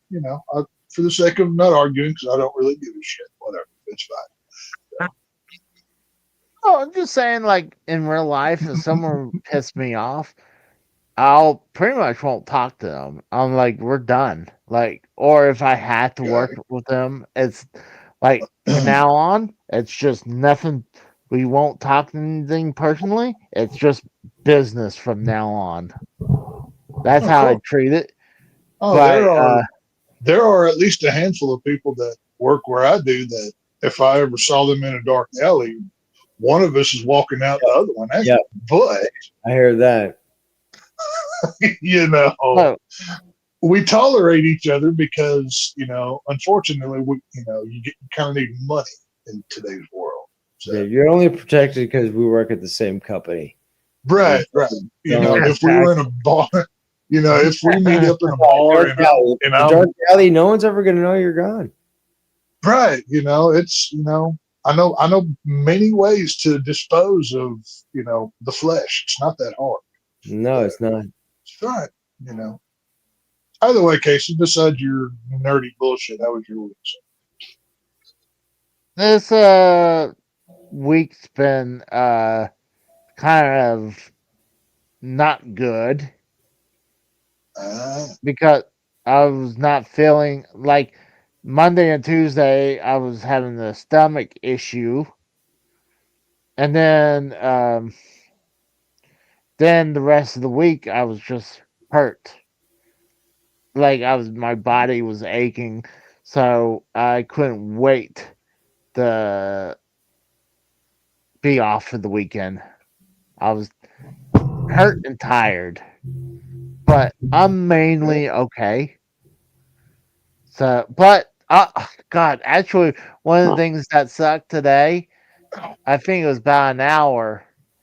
The fire alarms they put into the apartments started going just crazy.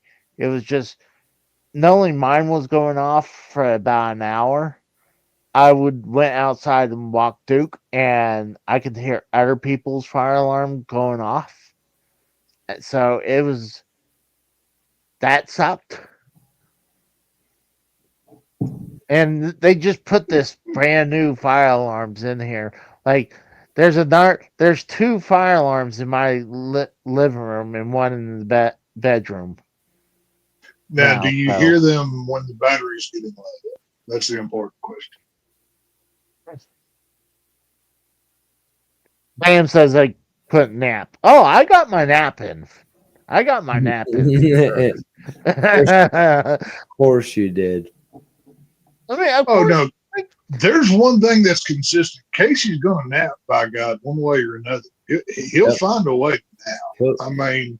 He'll sleep sitting up if he needs to. I'm pretty convinced Casey can sleep with his eyes open while he's podcasting. I have that conspiracy theory, but no proof.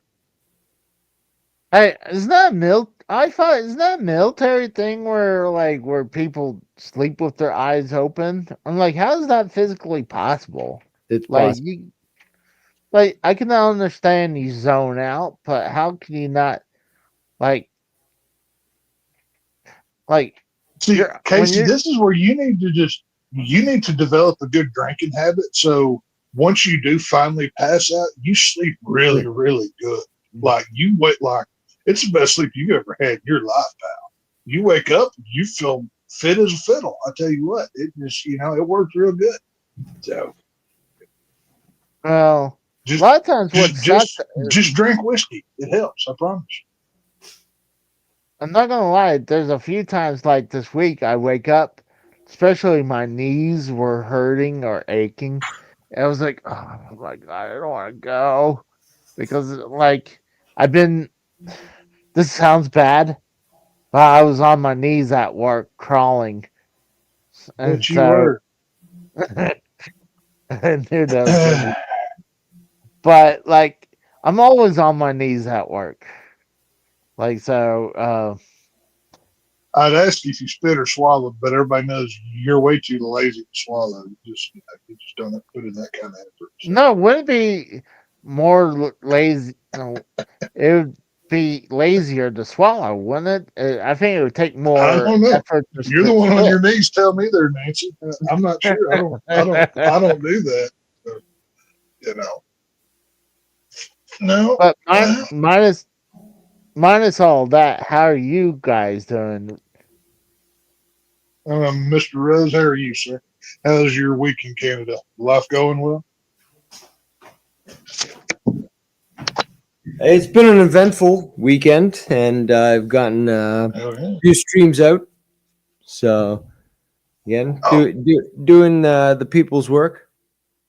You doing the Lord's work, as they put it down here? I wouldn't claim, anywhere close to that divinity, but I'm working and I'm helping the people and I'm being their voice. The voice of the voiceless. I did, if you will. I did, lend my services to Dave earlier before the show. If you want to call that services, it was. Casey, your services are more of a harm than help. But we don't tell you that because we don't want to make you feel bad. Exactly. It's fine. We know what you are and what you can. You're like a blister. You show up once the work is done. It's kind of what Casey is. My God. But Talk about that. I had a couple blood blisters on my right hand during this week too. That's the one thing. I have one. Did you also have gonorrhea and herpes and everything else? Oh God, no! But I have this blood blister right there that I had to keep covering it up. But it was because I was holding onto a screwdriver. We were trying to take these bolts off on the box truck, and wait! You're taking bolts off with a screwdriver? Well, we had to. It's hard to describe. I know it sounds stupid. Bolts have a square and/or hexagon head. I know, but it's kind of hard to describe. They're not rivets. They're more like bolts or screws. We had to cut a groove with a grinder, and used this flathead screwdriver, and he was using a impact to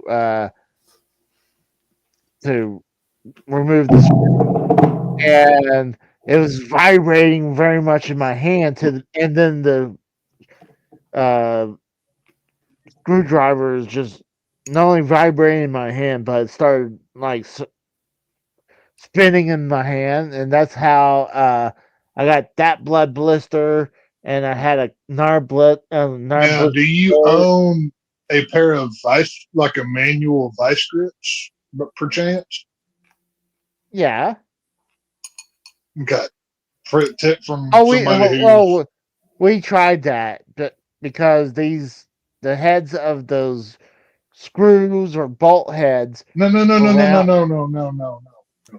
Pause there, sir. You are holding the screwdriver in your hand, correct? Yes.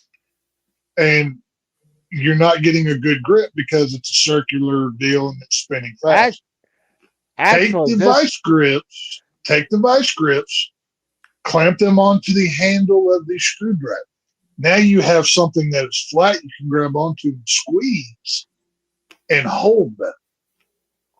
Well, actually, the screwdriver had a triangle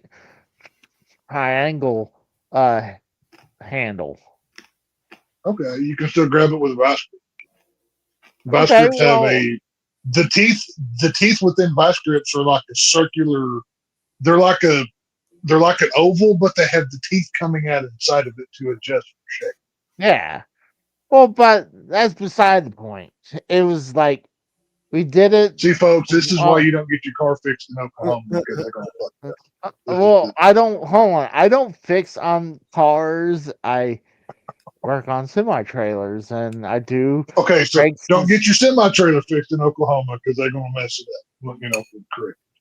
Hey, hadn't heard anything came back on me yet, and I've Casey been fixes doing the Casey fixes for the trailer, and they he hears just right after they pull out of the yard. He goes, "Oh, it must be fine. You know, everything's good. Doesn't matter." I had heard actually what's crazy at our shop. It wasn't done by us, but there was a set of tires from a semi trailer came off and hit a couple vehicles at our shop. But it was like if a couple of those vehicles wasn't there. Who didn't check the lug nuts and make sure they No. had enough pressure on? No, they didn't torque the lugs down. That's what I'm saying. But if those two vehicles wasn't there, those tires went inside where the parts department was. So those two vehicles saved from people getting hurt. But I bet now you know the term shade tree mechanic, right? what? You know the term shade tree mechanic. No. Okay, like the kind of mechanic that could only get hired that at like an oil and lube place, the person who knows nothing about cars, but here's the plug where the oil comes out of. Is there a lot of those people where you work? No, we actually have good people there for. Okay. But I was saying this didn't happen. We didn't service this vehicle that has happened. It just happened to hit our shop. It was just a coincidence. But and we're not the only trailer shop in the area either, or even on this road. So it's not like we were the bigger name, but it was. You did it on purpose. Right. They sabotage the other guy to make themselves look better than what they do. I did make a joke to one of the guys at work. It's like, oh, I don't work on this trailer because they fired me when I worked for that company, so I don't want to touch their trailer. But I was just kidding because I'm like, I'm here to do my job. I'm not gonna say no. And next thing you know, he was in HR.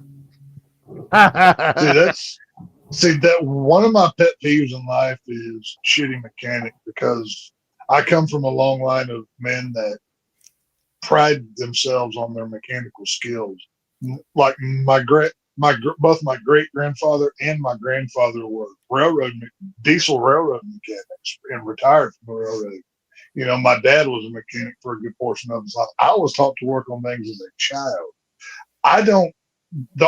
The last time I had a mechanic that wasn't me was my stepfather, God rest his soul, before he died. I would go to his shop and he would let me use his tools and he would help me to do something if I needed an extra set of hands. But I don't let anybody touch my trucks. Like, that is a sin. Like, there are very few things on a vehicle I can't do or don't have access to do with tools that I personally don't own. I know people who have them. So I've seen so many crappy mechanics that charge for services that they never did. And you really see those with the Mexican shops, by the way. If you ever pull into a garage and it's all Mexicans mainly running it, go somewhere else, because you're liable to get cheated out of. Oh, well, You need a new air filter. You know, your struts are going bad. Oh, that tire's gone. The upsell in those places is notorious. So do your research. I love when they say my Johnson rod is out. I'm like, Oh, there was one shop I worked at, and I won't name them because I don't want to give them the glory. But this lady pulls her car in literally just for a tire rotation and an oil change, and this was like a nicer Cadillac car. I mean, it was going to be an expensive deal. And the shop foreman, he comes in, he goes, "Yeah, we're going to give her the rub." I'm like, "What the hell is that?" I hadn't been there that long. Basically, we're going to upsell her and charge her for shit that we don't even do. Like, instead of actually changing the oil filter, they would literally take a baby wipe and clean the outside of the existing one to make it look like it was new in case somebody looked at it. There are so many things inside these garages that they try to screw people over on. It is absolutely ridiculous. I quit that week. Like, it was bad. I don't blame you, dude. Like, I couldn't. Like, I couldn't screw people like that. I've got too much integrity to. I'm not going to use somebody out like that. I'm not going to do that shit. I would be kind of funny to like, let's say a gearhead comes out and like says he needs to get his tires done, and then like just to fuck with him and say, your headlight fluid lights is low. You may check. Oh yeah, no,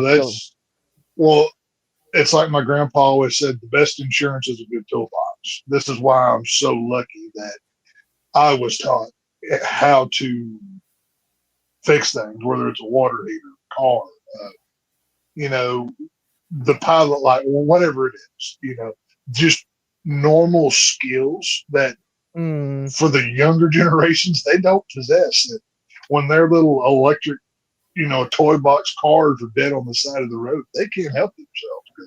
They don't know. Well, I mean, it doesn't help when I'm not gonna lie. I mean, a lot of times when my dad was a gearhead. Like, he built a lot of the cars he wanted to drive. Like, I think it was a 71 Dodge Challenger that he always. Him or no him? I don't totally remember. That thing was very hard to handle, by the way. Like, when I was driving it, it was just like the steering was horrible.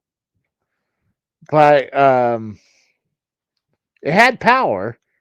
And honestly, when my dad got it, it was it looked ugly as fuck because the body was purple and the top was black. It looked bad.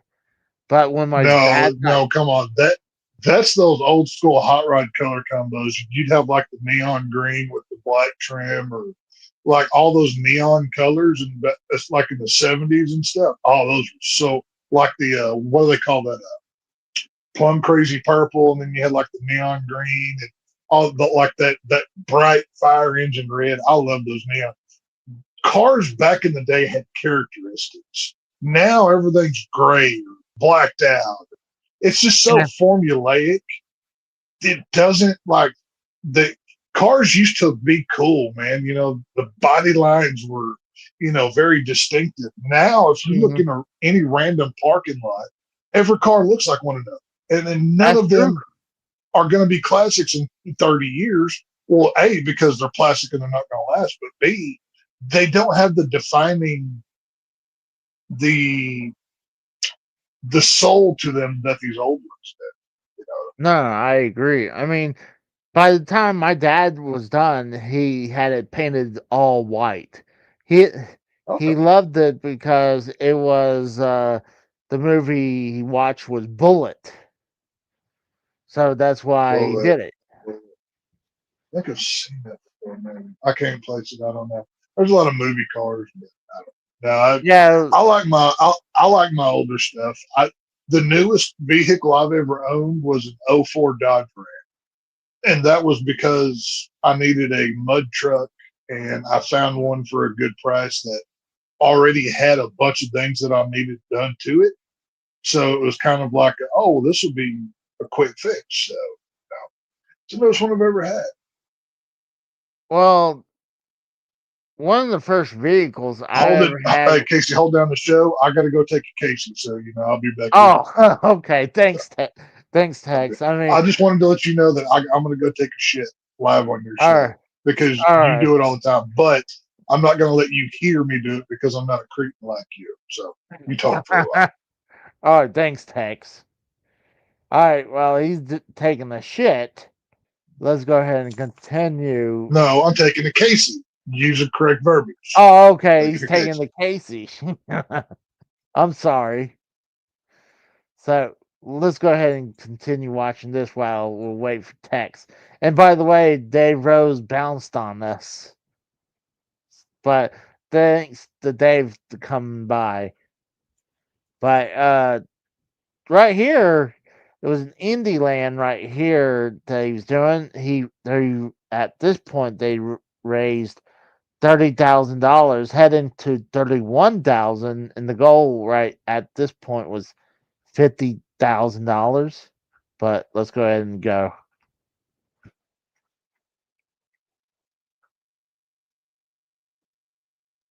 Sounds like they're screaming upstairs. I hate my neighbors. Legal or illegal. It would not affect my own moral judgments because I don't base my morals on whether or not a court convicts someone of a crime. However, instead of admitting that he got anything wrong in his videos, Carl conveniently says that he is not a journalist. He's just making entertainment. The purpose of a YouTube video is first and foremost to entertain, because if a video isn't easy to understand or entertaining, people won't watch it and I will get less money.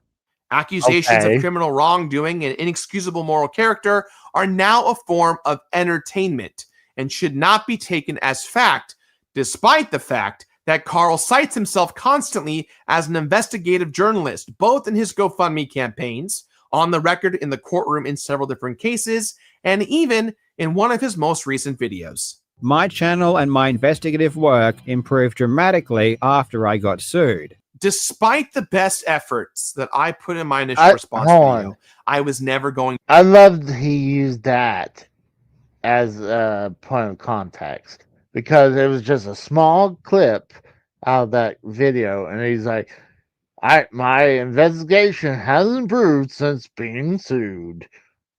And then like that was it. Like he's taking it completely out of context. To win, no matter what I said. The money got donated, but that was never the true goal. For Carl and Mutahar to succeed, I had to be irredeemable, and nothing I could have legally provided at the time would have been enough. Which I will that's bullshit. The outcome, pretty much, the public opinion was that was not their goals. Like we need to punish him into unredeemable. Like that's your job to come back from the rise from the ashes. Like that's your job. You and your charity caused this problem. They didn't. They lied up a situation that was there. So that's another excuse from him. And prove in this video that you cannot take Gerard at his word. He is proven to be somebody that is deceptive. It was my 16-minute video under the scrutiny of countless legal professionals versus their 8+ hours of sponsored conspiracy-based attacks. So, as a recap, yes, I did lie about where the donations were going. Knowingly so after Indieland. Okay, so he finally admits that he lied about all that, but it's okay to shame those two guys to point the stuff out. Like, that's, like I said, it's you and your company's fault. 2022.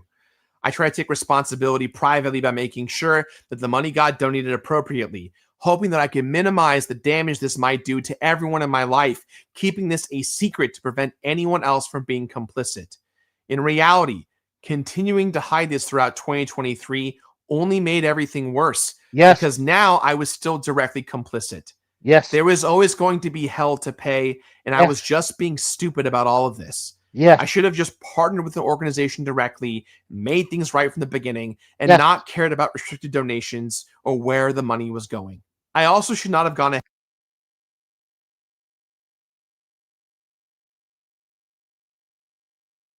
Sounds like they're having a goddamn party up there.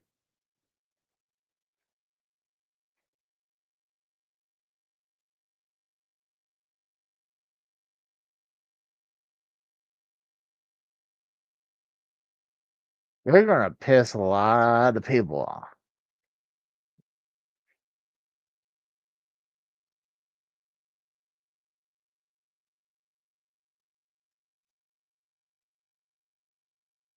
I'm sorry, guys. I hate my neighbors. I thought the ones that was above me was bad. This is worse.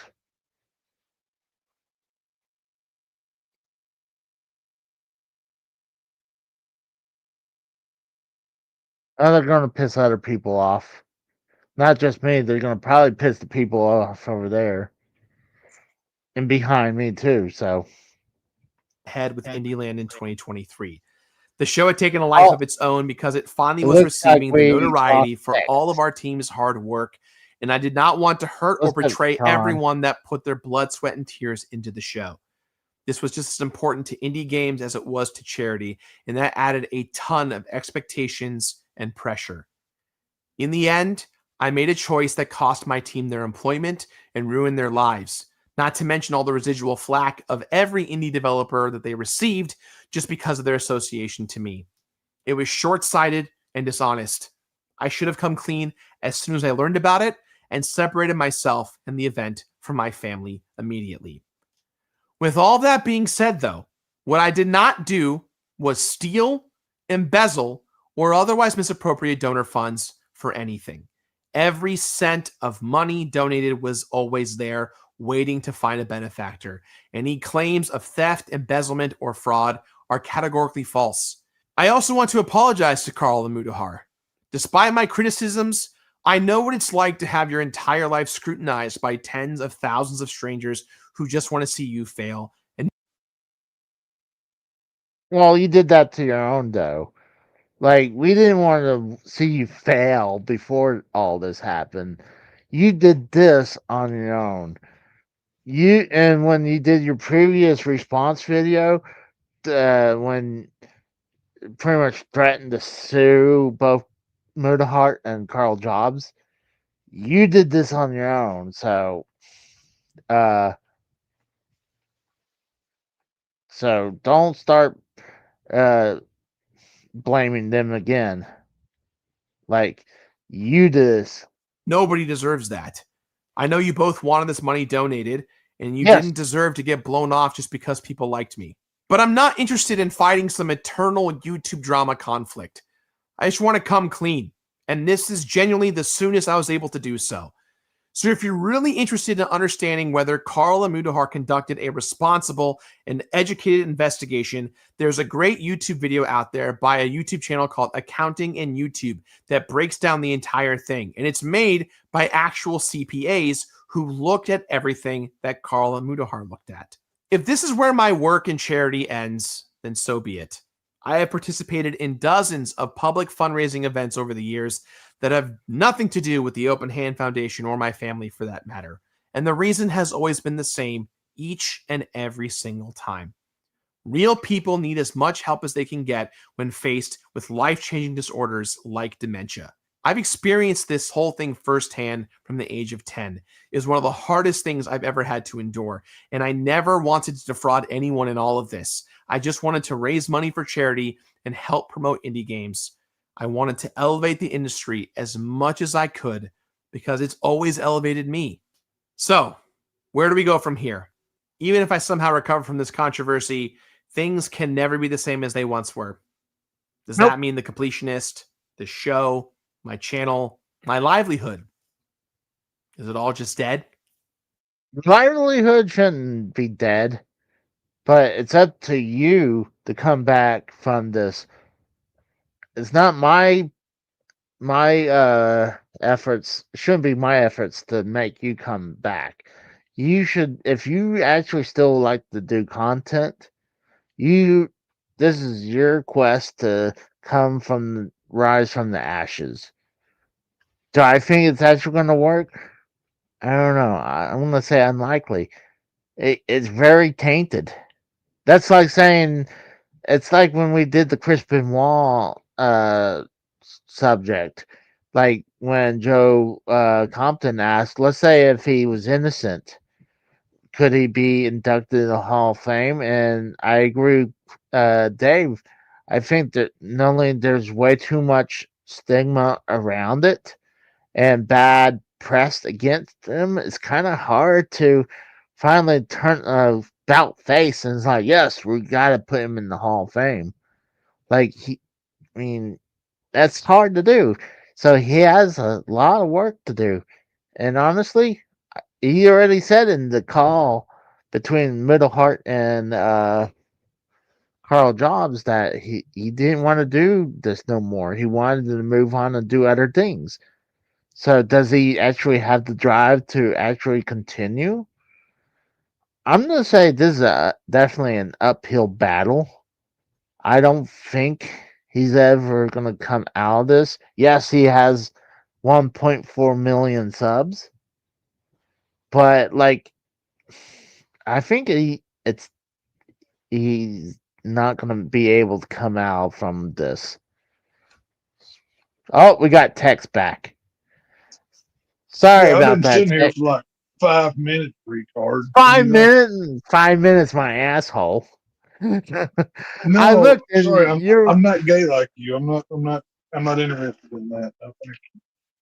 I looked a few minutes ago. You weren't there, so that's Okay, why maybe like 3. Okay, you didn't look 3 minutes ago.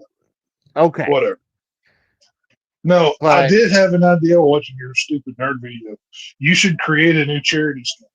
You should, since you like to rip off ideas and whatnot of other people's things, you should come up with a charity for misplaced or for mishomed video games, and you just basically start a charity where people give you money to go buy video games that you then take home. I like that idea. We can call it the video game charity.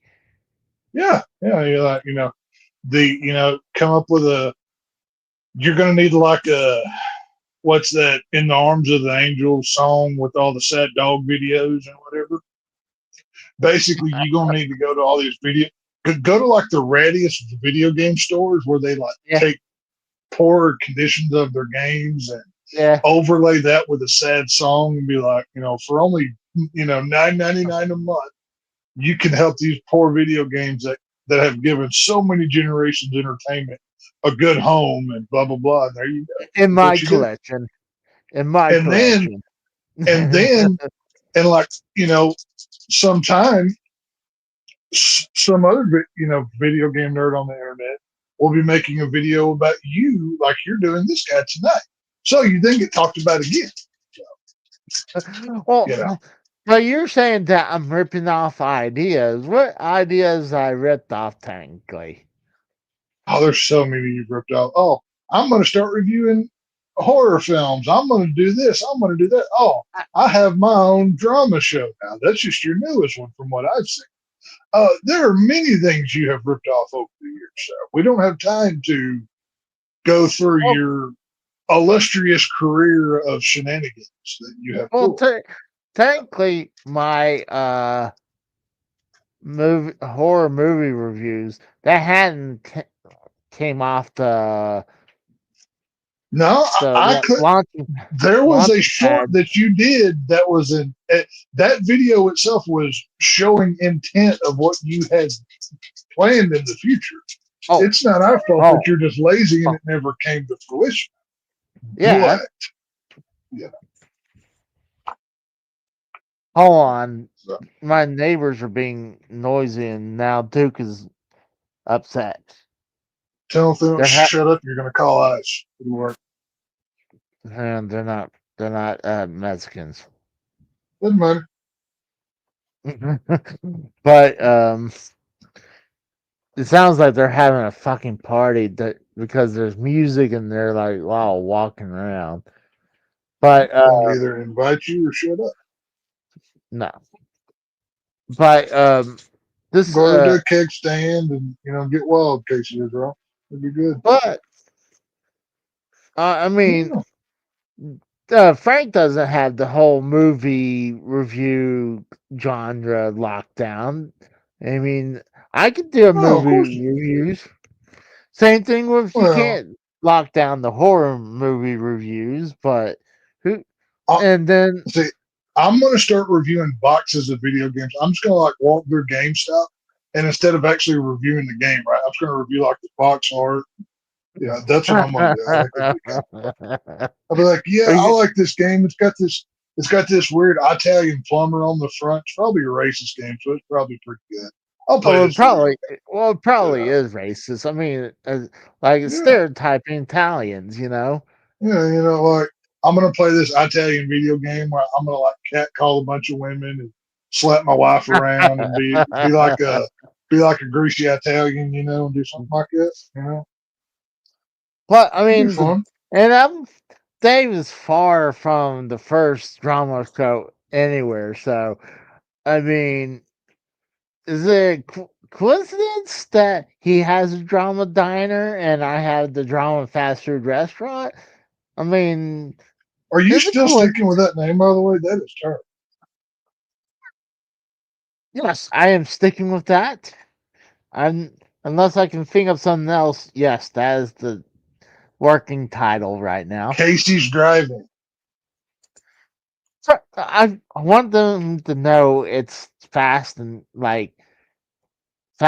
go with the Okay, Casey's Drama Drive flows right off the top. and I want it to sound like it's a franchise too, because Oh, I you're a mean, moron. Okay, so there's no help. I'm wasting but I mean, is Dave allowed to only be the one around here to have a drama show? my time. I bet you were a difficult child. No, actually, I've been told I was a good child. I can't prove it because both my parents are dead. I can't prove it. Like, Maybe they died to get away from you. Have you considered this? Oh, that's horrible. Probably my mom. You could probably say that with my mom.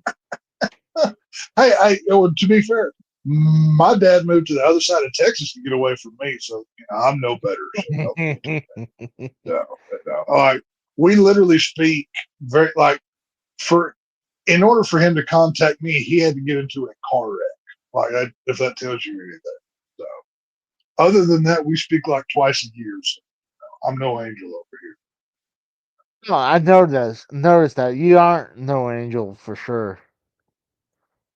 But Are you going to disparage the good name of Texafire? Are you trying to say I'm an asshole? Is this what you're saying? Yes, you are. You don't have. Son of... Not only fuck you, but fuck your future generations, sir. That's what I have to say to that. Yeah. I mean, unless there's little Casey's out there, there's little Casey's out there. But I know, Duke. You're loud. I'm sorry. Stop. Sit Duke on. Hey. Stop it. Stop it. Stop it. Stop. He's my alarm system. Stop it.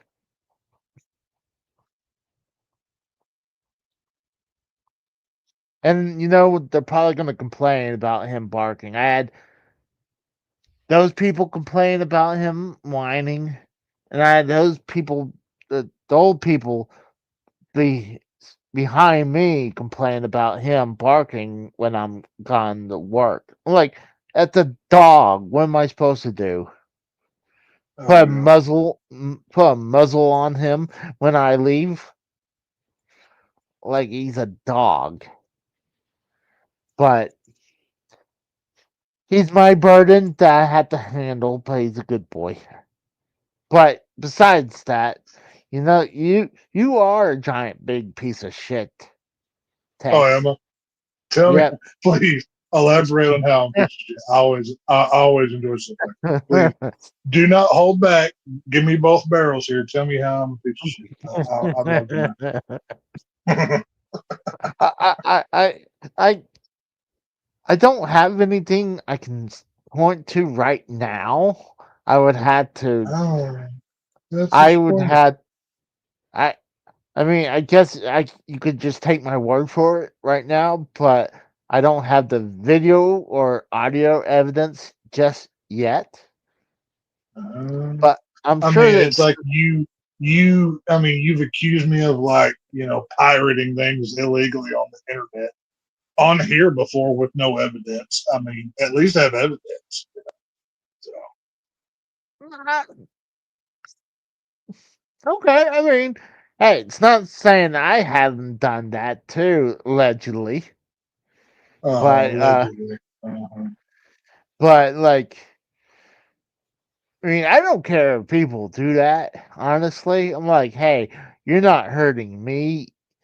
And like, even like some of these games that like when people download the ROMs from old systems, like you're not really hurting anyone right there. Like I can understand when you're pirating a new game, it's like okay, now you're hurting the people who made the game because they can still make profit off that.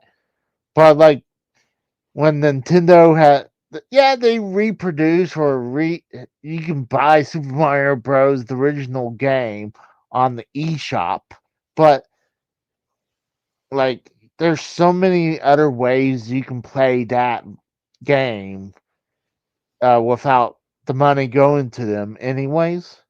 So, but let's say if it's like the GTA 6, let's say I pirate that, then that's like, okay, like they're still making money off that. That's one thing. But if it's like an original Xbox game that they stopped supporting like almost 20 years ago, I think they're not seeing a penny from it no more, you know? There you go. I'm gonna need therapy now since you called me a piece of shit. I might, I might, I, I might have to unalive myself and get real dramatic about it. So You had to delete yourself. I'm gonna have to. What's the YouTube term? Oh, I might have to self delete and blame you in my suicide note. Oh, they I also might, I might have like to you do said that. on the live, like this is so stupid. Yeah, yeah. They want to talk about how the freedom of speech, like freedom of speech, is like not only the whole thing with Charlie Kirk, yeah, that is definitely bad. But I mean, I've been saying it for a while, like on YouTube, like you're not allowed to say certain words without being punished. I can Of course. understand if they don't want you to curse and stuff, but when it's words that not even cuss words, it's just words that it just makes you feel bad. Like these words, like I'm sorry, if suicide just saying that causes you to kill yourself, just me saying that, then I'm pretty sure I'm not the problem, you know? Get ready for the hate mail once I'm gone because the masses of my fans are going to come after you for making me self delete, Jason. I think it's stupid because, like, they even say where you can't even say pedophile, you know, and like you had to say Right. PDI file. Like, this is so stupid. We had to make up names now just to No, get I agree. around it. I But agree. It's retarded. I mean, you know, we live in a world where, you know, some people's speech is freer than others, unfortunately. Yeah. I mean, yeah, I know Google's here in America, but like you figure, hey, we should have some freedom of speech and not be punished. I can understand if they wanted to punish hate speech or like they have YouTube Kids. So I can understand that you need to be squeaky clean on that. Like that's why I don't want to be part of that. Like one, I don't want to be squeaky clean like that because if I can't say fuck, like then I don't want to be part and like do anything. I want to be allowed to curse on my own channel. But like hate speech, then I can understand saying like, you know, all these people need to be dead. You know, like then I can understand that be like you need to be censored or report for that. But Well, I'm a free speech defender, even if I don't agree with the speech, because once you start censoring, you can never stop, and that's just the problem. And yeah, that by me taking that stance, that means that means I have to defend the people that I may necessarily disagree with. But mm, you know, if speak, it's like okay, saying the N word. If one group can say it, everybody should be able to, or whatever term. yeah, I'm one of these, so I can use that phrase. This is the problem when once you start saying, oh well, he's cool, he's fine to say this, but this group can't do that. Now yeah, exactly. we're all of a sudden not equal anymore. This is Oh when no. problems start. Oh, I agree. I agree 100%. Because, like, if we're not allowed to say a certain word, but another group can, and they throw it freely, like, sometimes they'll definitely say it where it'd be like, oh, yeah, like, what's up, my N word? But they're saying it nicely, but then they'll say it also derogatory, you know? Unlike, Uh, and that's hold my on. whole point is, you know, and this isn't even like, obviously, we play it up, some things. It's not like we just go around saying, oh, well, I want to be able to call everybody X, Y, and Z. That's not the point of Yeah. this. Freedom of speech is freedom of speech. Anything short of screaming fire in a movie theater or inciting violence, you have the right to do and say. I agree. If there are, it's I can't remember. I'm trying to think of who said this before, but yeah, how much freedom are you willing to give up in order to feel safe? And that's a very big question because a lot of people are willing to give up a whole lot if they get to live in their little bubble. And it's like, okay, perfect example. Like this whole government monitoring everything that we do. Like, oh, we have to monitor your phone call. We have to monitor, what you do online. We have to have, text messages, whatever. Why do you need that? And, they use the example of, oh, we're trying to catch terrorists or whatever. That's not what it's for.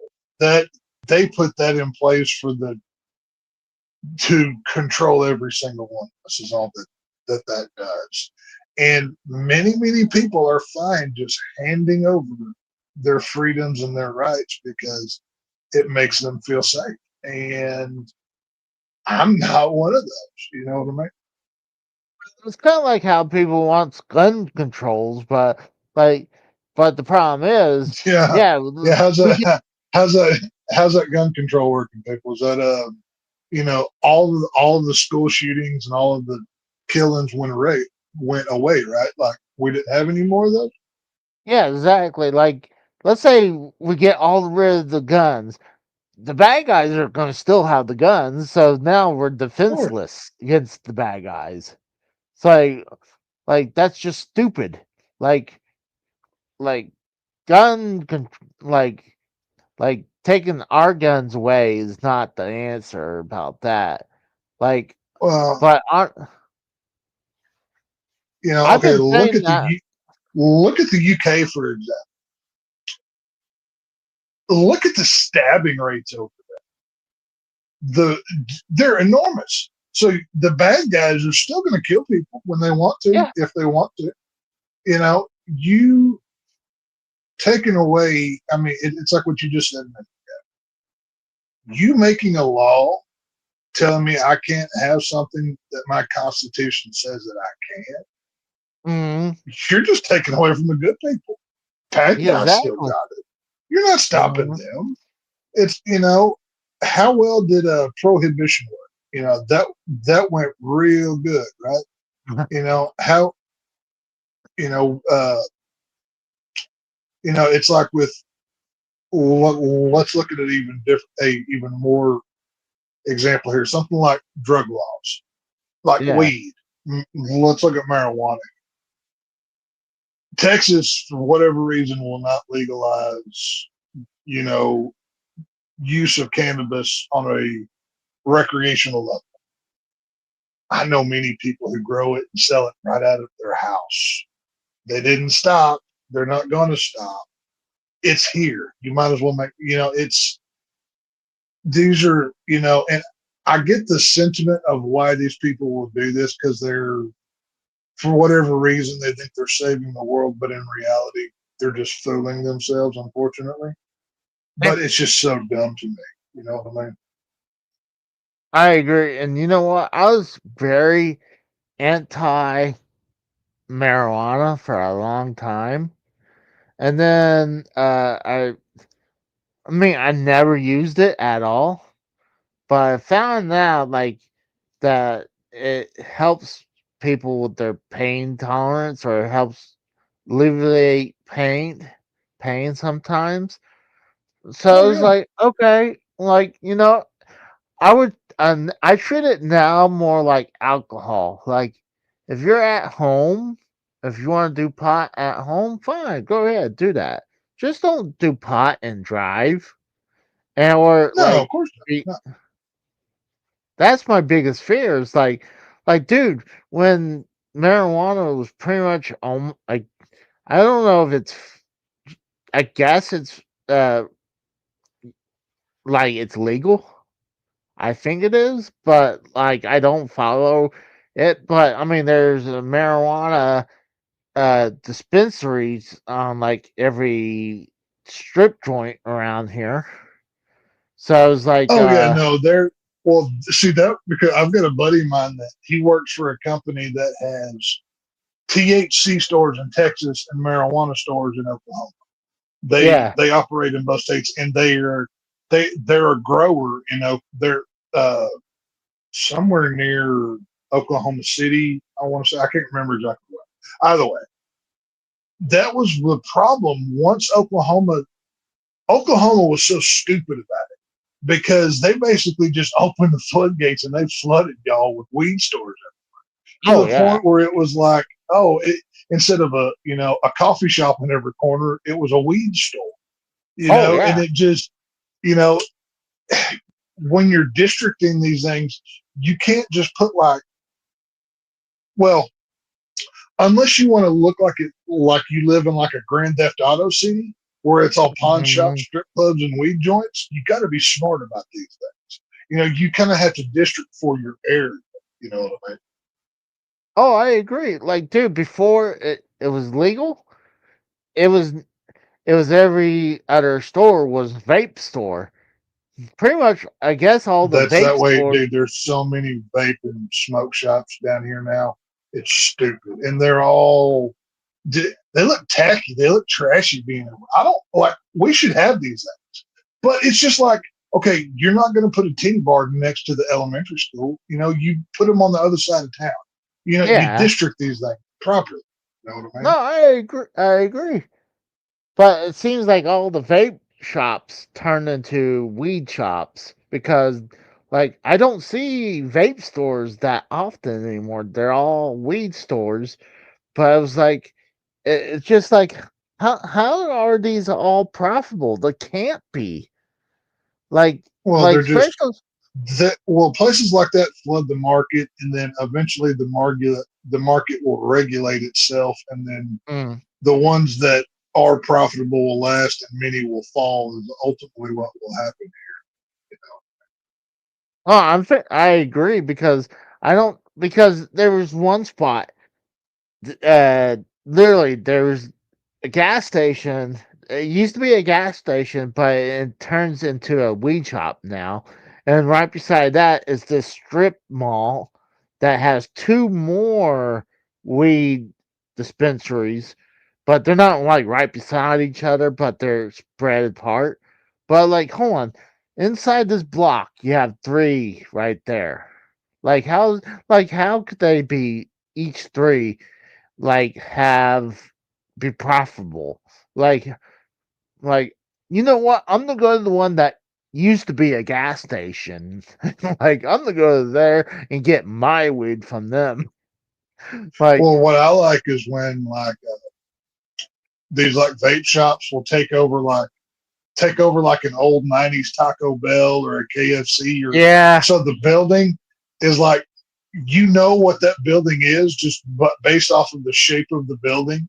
You know, like the mhm, like the old '90s Taco Bells will look like the Allen. yeah, You know, they had yeah, that mission look to them, but it's like, yeah. oh, vape shop. Johnny's vape shop or whatever. Whatever it happens to be. I find it so funny when those pop up because it's like, I we think used to go buy tacos there. I think there is actually one like that around here. I think it I'm was not surprised. the old Taco Bell. Like you said, it has the brickwork with the bell. Yeah, it looks like an old Spanish mission. Yeah, like it's Yeah. very recognizable. So it's like it's what's funny. There's one place over here. There's a used to be a KFC, and now it's a chiropractic, but they didn't take down the bucket, so they got a white bucket up there. So Oh, that's hilarious. I I would would still call it go to a KFC tower. I'd get me a 12-piece crunchy and a back crack. That'd be great. Yeah, be awesome. I would say always call it the bucket of chiropractic because it's like Yeah, how like how hard is it to take that thing down from the top of it? I mean, like if anything, just take a cutting wheel and cut the top of the pole off. Like like I you're went already. to. You remember how Blockbuster used to have the two sets of doors that you had to walk through to get into the store? Oh, you had to go in and out. Yeah, well, like to go in or out on each side, it had two sets of doors.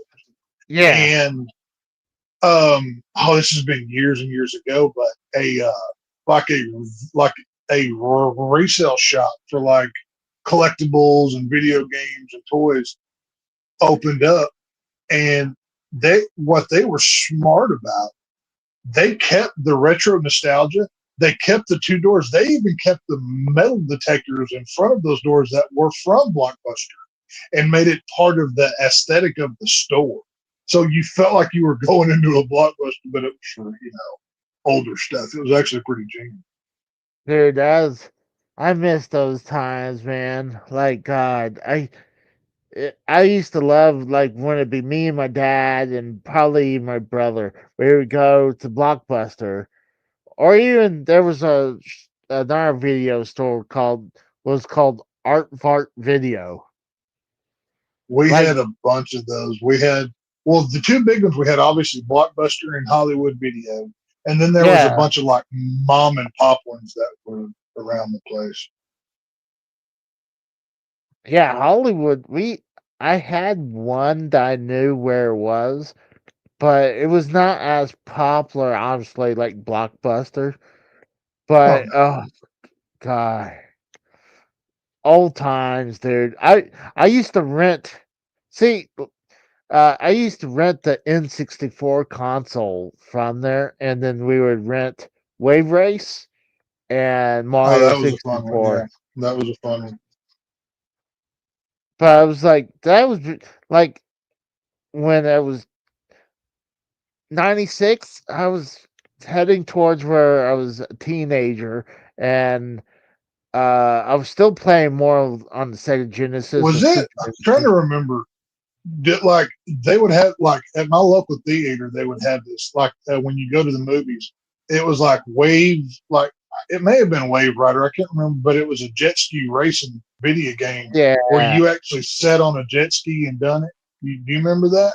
yeah, I believe so.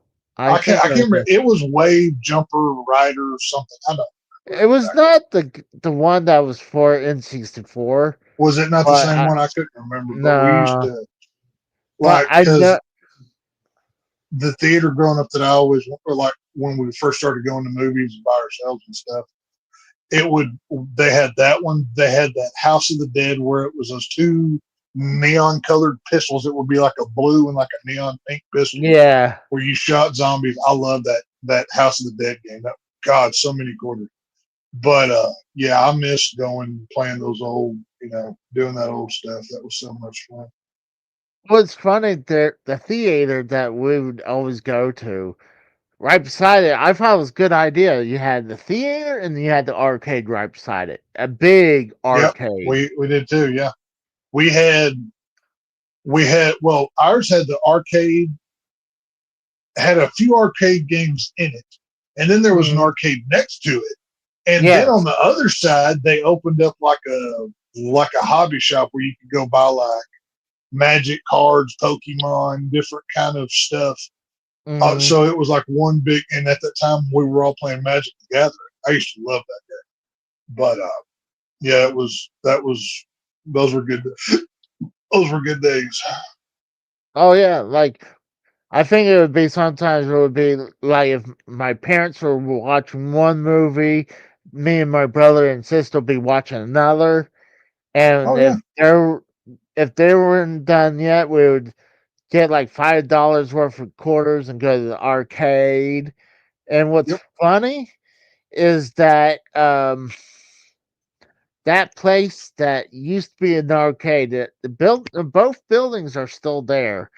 I think they like that the old theater that was there. I mean, the company ran it is gone, but I think it's some third party now, and I need to see what they're doing just for kicks, and see what movies they're doing. I don't know if they're doing today's movies or they're doing like old movies. I need to check them out. But the building that had the arcade used to be a Delta Cafe, and I don't know what it is today because I Yeah, don't go I miss that those down. days. Oh You yeah, remember you remember the first Hulk movie that came out, that really bad one, like way before this was like early 2000s. yeah. Uh the I, Ang Lee produced one. It was that really, really bad one. oh, there was This two. summer, There let's was see. there was I'm not two. I'm not talking about the one where with Edward Norton where Robert Okay. Downey Jr. shows up. I'm talking about the first one. And And we went to the movies, me and my buddies. I forget what we saw the first, but because we only went to this other movie because we couldn't get tickets to the Hulk movie. And once again, this is a small town theater, nothing fancy, whatever. mm, And as we're walking out of our movie, we're like pissed because we wanted to see the Hulk movie. Like, oh my God, we've never seen anything like this before, right? So what we did, because as we're walking out, there's literally a line outside into the steaming hot parking lot of people waiting to get in, and there's just tickets laying all over the ground. I guess people just mm, didn't throw them away and just left them on, just littered them everywhere. one of my buddies, like, he grabs like 4 or 5 of them, however many of us were there. He's like, here, just hold this and show it to the guy. We're like, this isn't going to work. He's like, dude, look at this line. They are not, there's no way they're checking every scene. We're like, you know what? You're right. So we positioned our thumb over the time, like, because the way the ticket stub, like, it would be like the date would be on top, and then like the time, and then the movie would be on the bottom of the ticket, right? And so if you held your finger in just a certain way, you could, it would show, you know, December 5th, 2004, and then the Hulk, whatever it was, right? So we did that, and we just kind of quickly showed it to him and kept walking.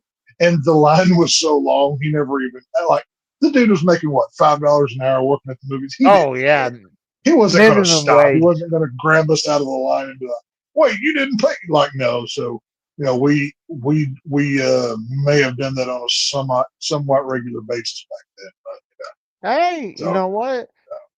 I mean, it's not like you were the first person who ever did that. Like, there was one point I'm thinking it was my grandparents or we were watching one movie and then it sucked us so much. It was like, hey, we're gonna go to another one instead. Oh, we do that all the time, dude. We would like, I mean, you would know growing up with that Oklahoma heat in the summer too.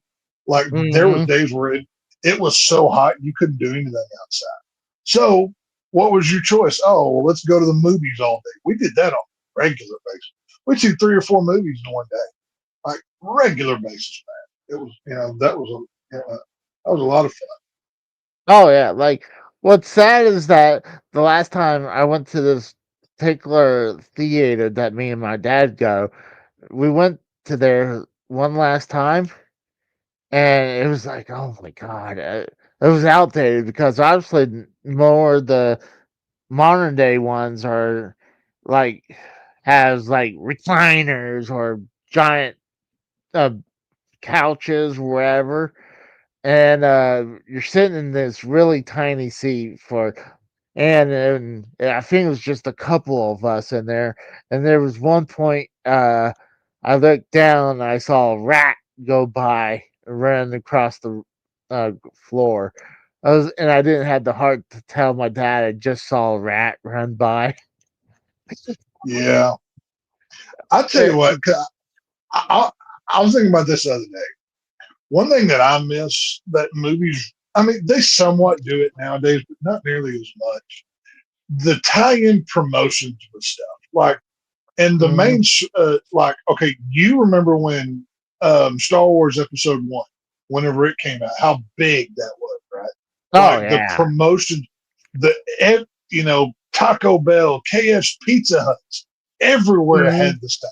Even something like Batman Forever, like McDonald's with those glass cups that you. Oh yeah. You know, Taco Bell for Star Wars Episodes 1, they had the gigantic cup toppers of the different characters. I've still got the Darth Maul on one of my shelves. You know, like the movie tie-ins used to be so big. Nowadays, they just don't do that anymore. No. Like, I guess it was, you know, nostalgia thing. I mean, I don't know. I guess because they don't make as much money or whatever. But it's you know, it's a letdown because, you know, we saw how things used to. Oh yeah, I love the glassware. Some of the glassware I still try to get every once in a while. But now you would hear about some of these glassware from either Burger King or McDonald's where the paint has lead in it. It was like, oh great. Well, they were never meant to be drunk out of. I mean, it's like, okay, with today's deal is the popcorn bucket for each. Yeah. And I've got, God, don't even ask me how many popcorn buckets. Just within my broadcasting room here where I'm at, I've got 1, 2, 3, 4. So I've got 8 popcorn buckets. No, 9. 9 popcorn buckets in this room alone from different movies that I've seen that I bought the popcorn bucket from. And that's not all of them. But, you know, it's cool that we get that. I just wish we would get more tie-ins to the Yeah. stuff like we used to do because it was just so fun to like. I Mhm. can another one when we went to go see Spider-Man 3, that awful film, as bad as it was. We went to Burger King specifically because they had a Spider-Man 3 promotion tag, like on the way to the movie. And I didn't even like Burger King, but you know, it was cool. See, talking about Spider-Man 3, the whole thing where like, and this all started because after Batman Returns, every movie you had to have at least two villains. It Well, was of course, almost yeah. a rule after that, you know. Well, yeah, And I think you have to, you know, with each sequel of anything, it has to be bigger, you know, bloodier, better, more. That's how things work. Spider-Man 3 had three villains. I think it was the Sandman. I know it was, Sandman, Venom, and the new Goblin. Yeah. yeah. So I was like it could have just like the Venom. You figure Venom needed a movie by himself with Spider-Man. That would have been it. That's all you Uh, needed. You didn't need Sandman or the other goblin. Like it was like you're just stretching it way too thin. Like oh, of course, yeah. you need to tell the story how Venom got there, how he got the Spider-Man senses and all that, and then where he went from Spider-Man to Eddie Brock and then becoming Venom. And then that was it. That's all you needed to do that. You didn't need those other two villains, but it was like I said, it was like at the rule after Batman Returns, you had to have two villains. It was like stupid. Like I mean, like gosh, even with I mean that changed after the Batman series, the original Batman series, when the Nolan they kind of had it where they'll have a couple enemies on them, but there was a main villain in each one of them. There wasn't like three side villains, you know? Like, well, and that's the whole yeah, thing is, you know, these, you know, they just have to keep doing bigger, better, and unfortunately, many times worse. it doesn't pay off.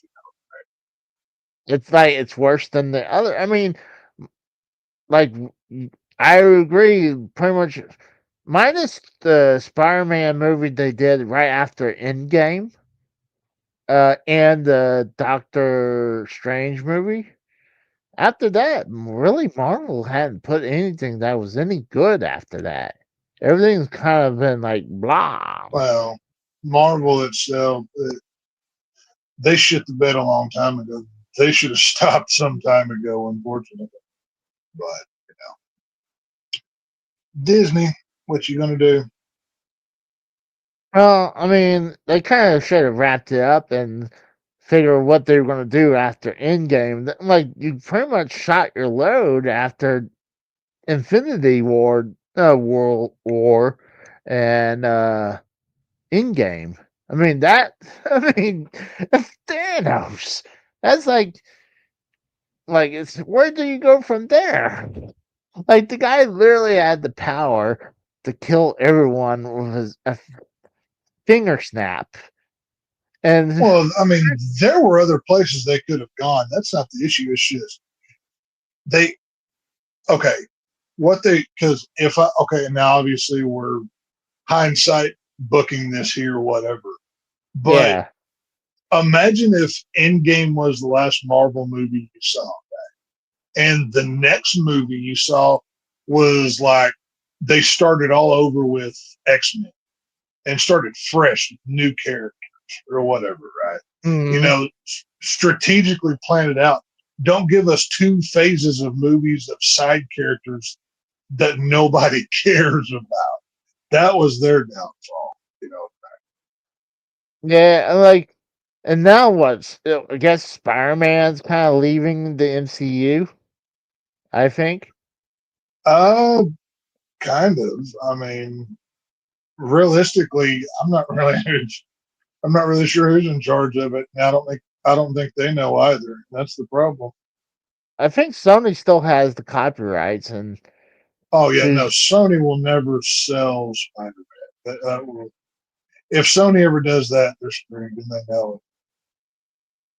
but I mean, we know Venom's done with the last movie. So, I but hope so because I didn't like any of those Venom movies. I disagree. I liked them. Was it perfect? No, but I liked How them way dare you? better. How dare you disagree from my opinion, Casey is wrong? What is wrong with you? I mean, you gotta admit that was a way better Venom movie than what they Now, okay, did. I tell you, okay, Venom 3, okay, number one, they fucked up Carnage. You had Woody Yes, Harrelson's Carnage and they shit the bed. Like they should have went NC-17 levels of violence with that. Woody Harrelson would I have had a blast agree. with that. And the second in Venom 3, when he's doing that ballroom dancing scene with the old Asian woman, Venom, like, Yeah, what are we doing? Like, this is stupid. This is, this was retarded. Why are we doing it? they should have stretched Carnage into the next movie. Like Yes, they 100%. should have been like a cliffhanger. Like maybe in like you thought Venom was dead and Carnage won. Like kind of did like what they did with Infinity War, where oh they lost. They should have done that where Carnage won the day on that one, and then Well, Venom. have Carnage win the first time and do the comic book thing that they literally made a comic book and a Spider-Man video game about, where Venom needs Spider-Man's help to defeat Carnage. The Yeah. story was already done, but whatever. I mean, they hardly ever followed the story. No, of course not. Shoot. I mean, Nick Fury is supposed to be a white dude, but I mean, hey, I'm okay with Samuel L. Jackson Well, being Nick the Fury. the whole Sam Jackson Nick Fury thing. The reason why, okay, did you ever read the Ultimate Marvel comic books back in the day? The Ultimates line specifically. No, That no. Marvel literally created a whole new universe, the Ultimate Universe, because they wanted to redesign and freshen up some characters, and Mm. they based the black version of Nick Fury on Sam Jackson. So it was just it was just kind of fate that he played the role that he inspired. The white version Mm. still technically exists. It's just a different world. That's what that was. That's why I don't mind that casting as much. Well, I mean, it didn't really bother me because I thought he did an awesome job as Nick Fury, anyways. Like, Right. that's like being like, whoever be the next Wolverine, like it's like he has a huge shoes to fill. Like, I mean, that's kind of hard to I want like. freaking Henry Cavill as Wolverine. He was awesome in Deadpool and Wolverine. Yeah, that was funny. The But Cavalry. the Holy shit. cavalry. We'll treat you so much better than those shit fucking down the street. That was fun. I don't even know. Do you think they're even probably going to produce another Deadpool? And like, I heard like, Oh, I'm sure they will. Deadpool movies make way too much money. I'm sure you'll see Deadpool in either Secret Wars or Doom. Probably Secret Wars, if I had to guess. The Avenger movie. But yeah, yeah, they'd be stupid to not make another Deadpool movie. uh, it just sucks because I mean, honestly, the Marvel line up to Endgame was good. I mean, honestly, they had a misstep with Captain Marvel. I mean, even Well, though that to me it was. was Kevin Feige wanting to get into his girl power bullshit. I didn't think it was horrible, but it wasn't up to snuff with the other Marvel movies. It was not as good as. I'm not a Marvel guy. I see the movies because at this point Well, I take that back. I see most Marvel films. There are many that I skip intentionally, but it's to me they're hit or miss. I try to watch this new one they just released on Disney Plus. It's a cartoon or animated. Oh, the Marvel Zombies. Yeah. Yeah, I was trying to watch that, From what and I've heard, it's basically all the crappy Phase 4 characters killing all the ones that we actually like. They're the zombies. So I yeah. didn't waste my time. Well, started watching it, and it was like when I saw Zombie Hawkeye, but I'm like, I wish that I saw him sooner, but by the time he showed up, I was done. I couldn't take it no more. And this has come from a big Marvel guy, and I tapped out pretty fast. I was like, I mean, I actually liked the spot. Was it Spider-Man in the Spider-Verse? Right. I guess that's where they had the black kid as the Spider-Man. But Yeah, that's the Miles Morales knockoff yeah, Spider-Man nobody likes. Yeah, garbage. I mean, I actually liked that cartoon movie, so I was willing to give it a shot for a little bit. Then when I was that zombie, it was like I just lost interest real quick. But I think I wanted to go get something to snack on. Uh, I had a lot of people watching earlier. I think they saw what I was talking about, even though a lot of people in the chat was shitting on that whole deal with that YouTuber. Well, I'm pretty much done talking about it anyways. I gave my opinion of it, so Nobody was interested in your bullshit. I mean, I just wanted like Rose came to me with this story. I was like, he knew I was following it from before, and when he told me, "Are you going to cover this?" I was like, I didn't even know this was out because I was unsubbed from the guy, and I told him it's kind of hard me just doing it by myself because I'll be just reacting to it to the people, right? And then I needed Kratos and the Rose here to get their opinion. And Kratos was busy, and the Rose doesn't do Saturday is Raw no more because he's resigned from doing it. But I was like, so I told him like, I think it'd be better if we talk about this on Less Than Serious because the three of us from our community, we're the only three gamers would talk about this who would probably know who he is.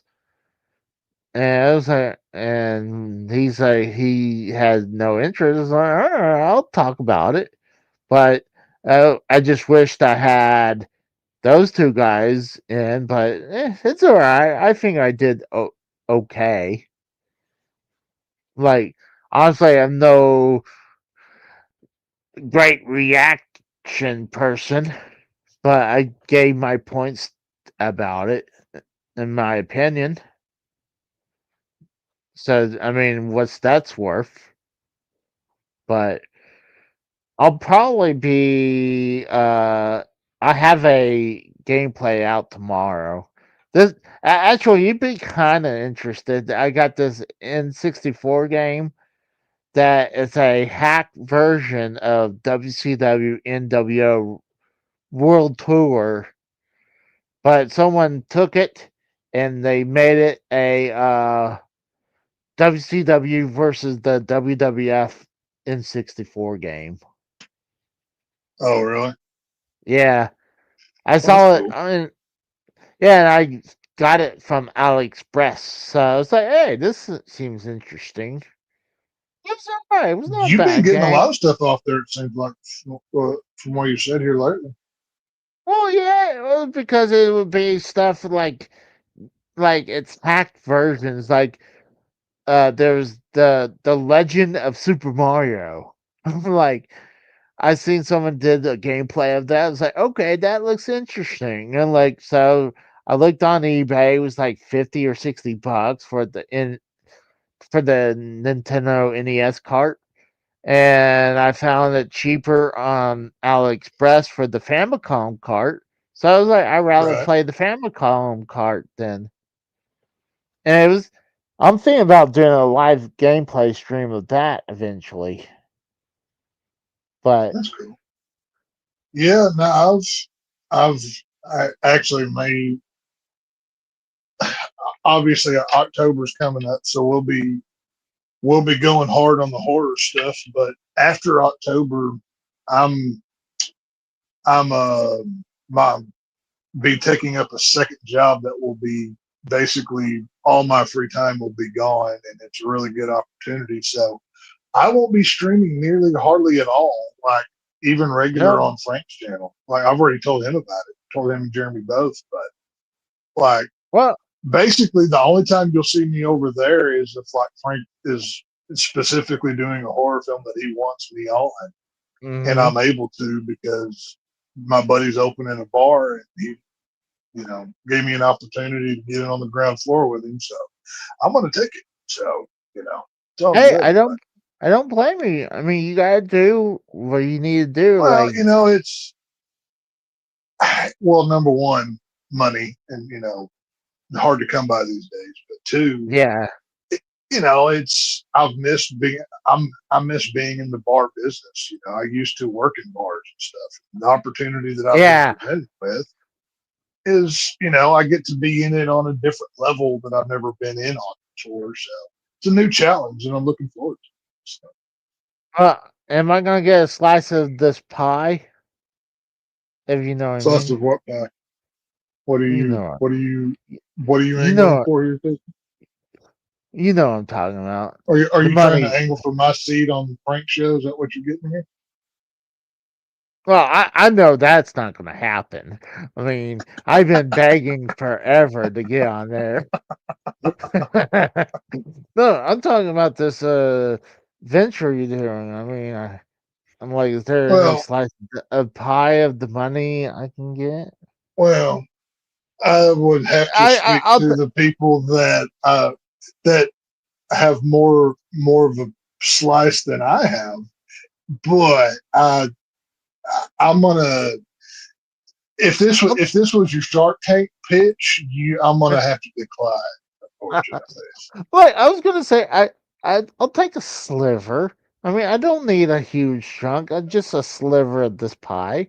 I mean, but yeah, no, it's like I said, I'm I'll miss podcasting as much. Well, I mean, it's not like hell.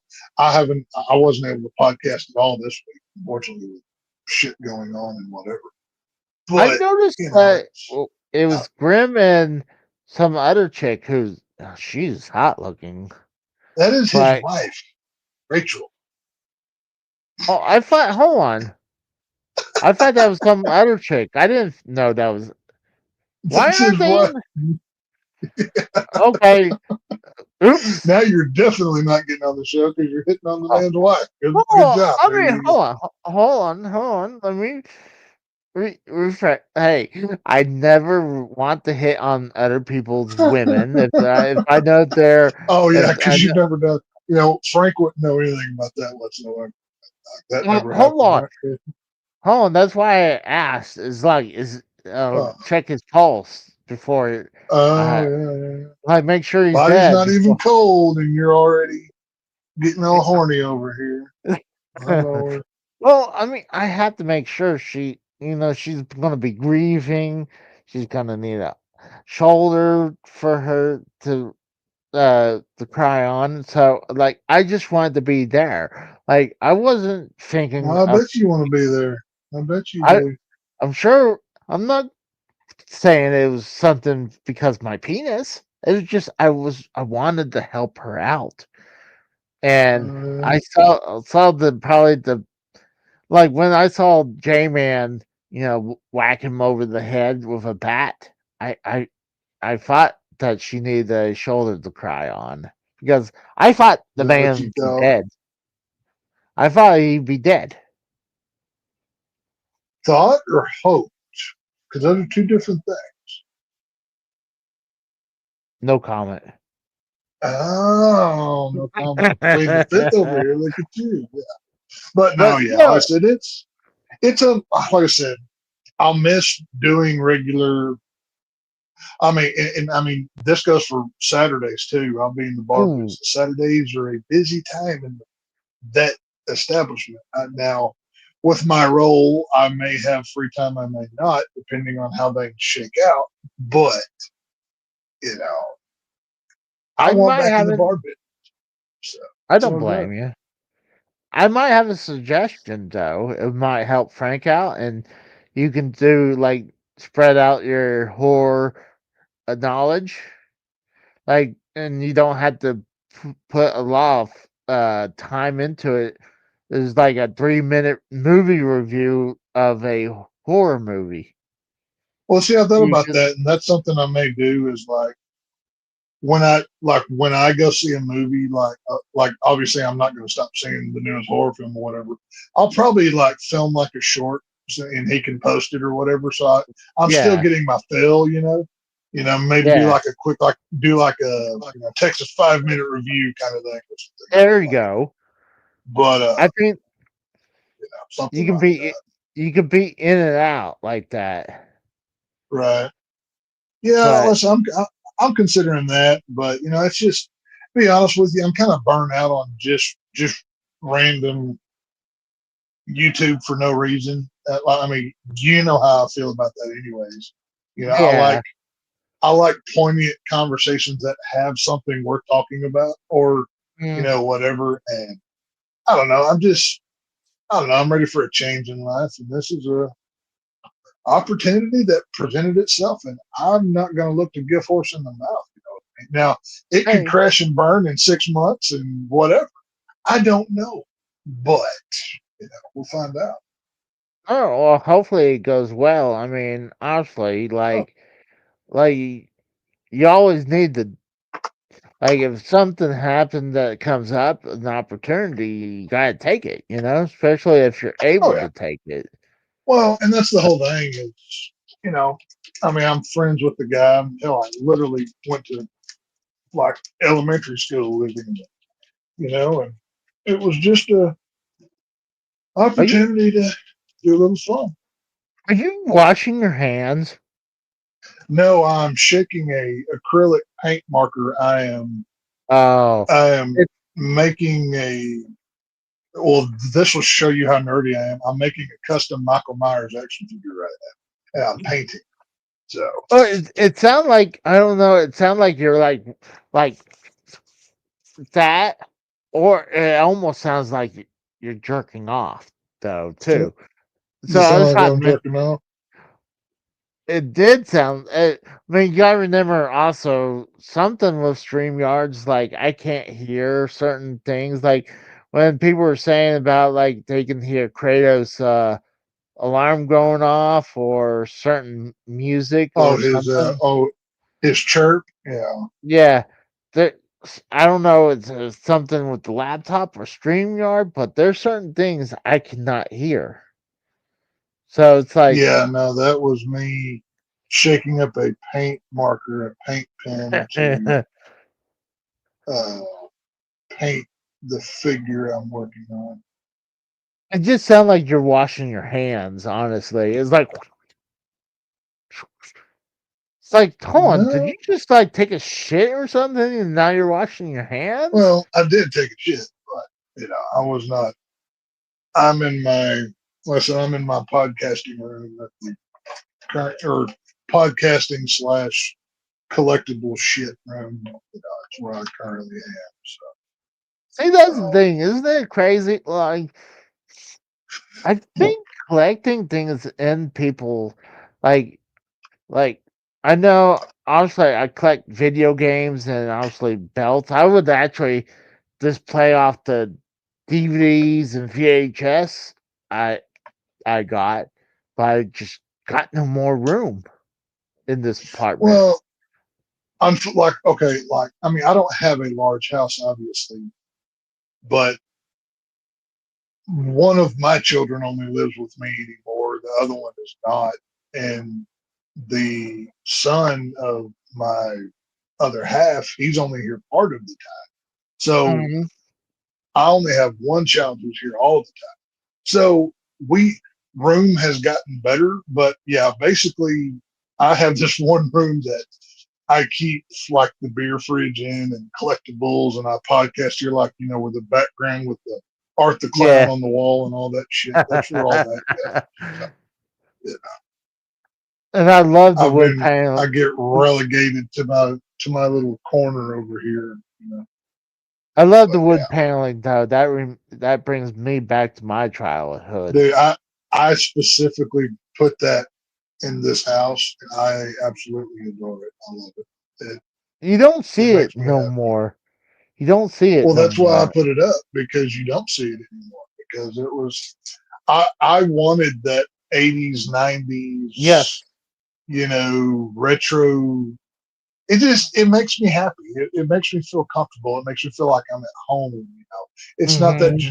you know, I have generic white or gray walls. You know, you Yeah, know, I like it. I dig it. So I agree. Because my parents, the house before this one I used to live in for like 18 years had some wood paneling here and there.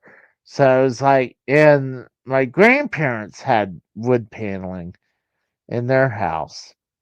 Like they still have it in their house, you know? But yeah. like that was like you said, 80s and probably even before that in the 70s, you know? That's why everything's from the 70s and 80s was the wood. Like shit, the TVs were made out of wood. Like I mean, I don't even think you had a lot of plastic TVs until like the 90s. Like Well, maybe. that's the thing. That's what I like about it, is it's like, it's a little, I don't know. I mean, I like the retro. I like the throwback. I like the, you know, like one of the things that I eventually want is I want a I want a whole setup of like an old tube television with a VCR hooked up to it, Mhm. with like a wall full of all the VHSs I have set up. I think Oh, that would be really cool, you know. But dude, you would like this thing. My best friend Brad. I think you talked to Brad before, but he when he was still living here, in his apartment, he bought this really retro TV, and it was like a long rectangle furniture where on one side it has a TV tube. I think mhm. right in the middle had the radio station, and then on the very end had the record player, but it was all interconnected in this wood cabinet deal. And I Oh, was that's like, cool. dude, if I could find that picture, I'm like that stuff like that was awesome, you know. And I Well, that's think what he I'm got that for saying. cheap.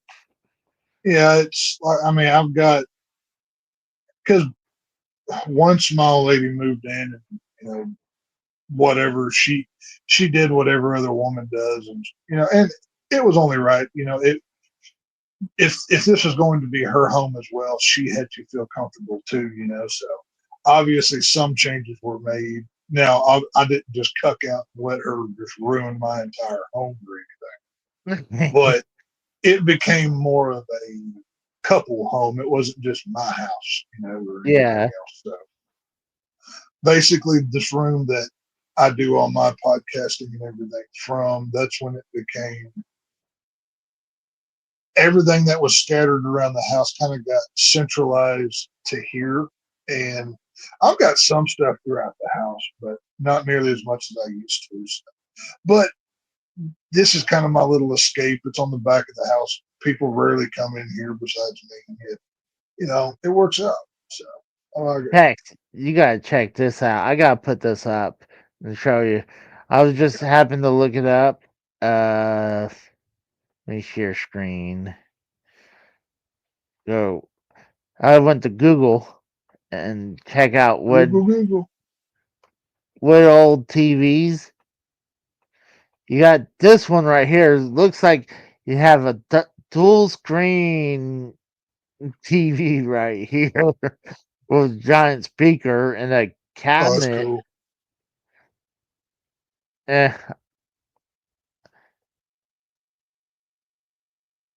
I like this one where it has the circle screen.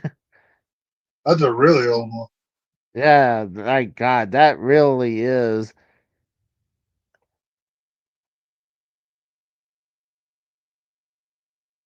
Good times. I mean, gosh, I think the one I kind of grew up, I saw up here, was kind of like this one right here. That one. And almost, Oh yeah. actually, more like this one. Let me see if I can zoom.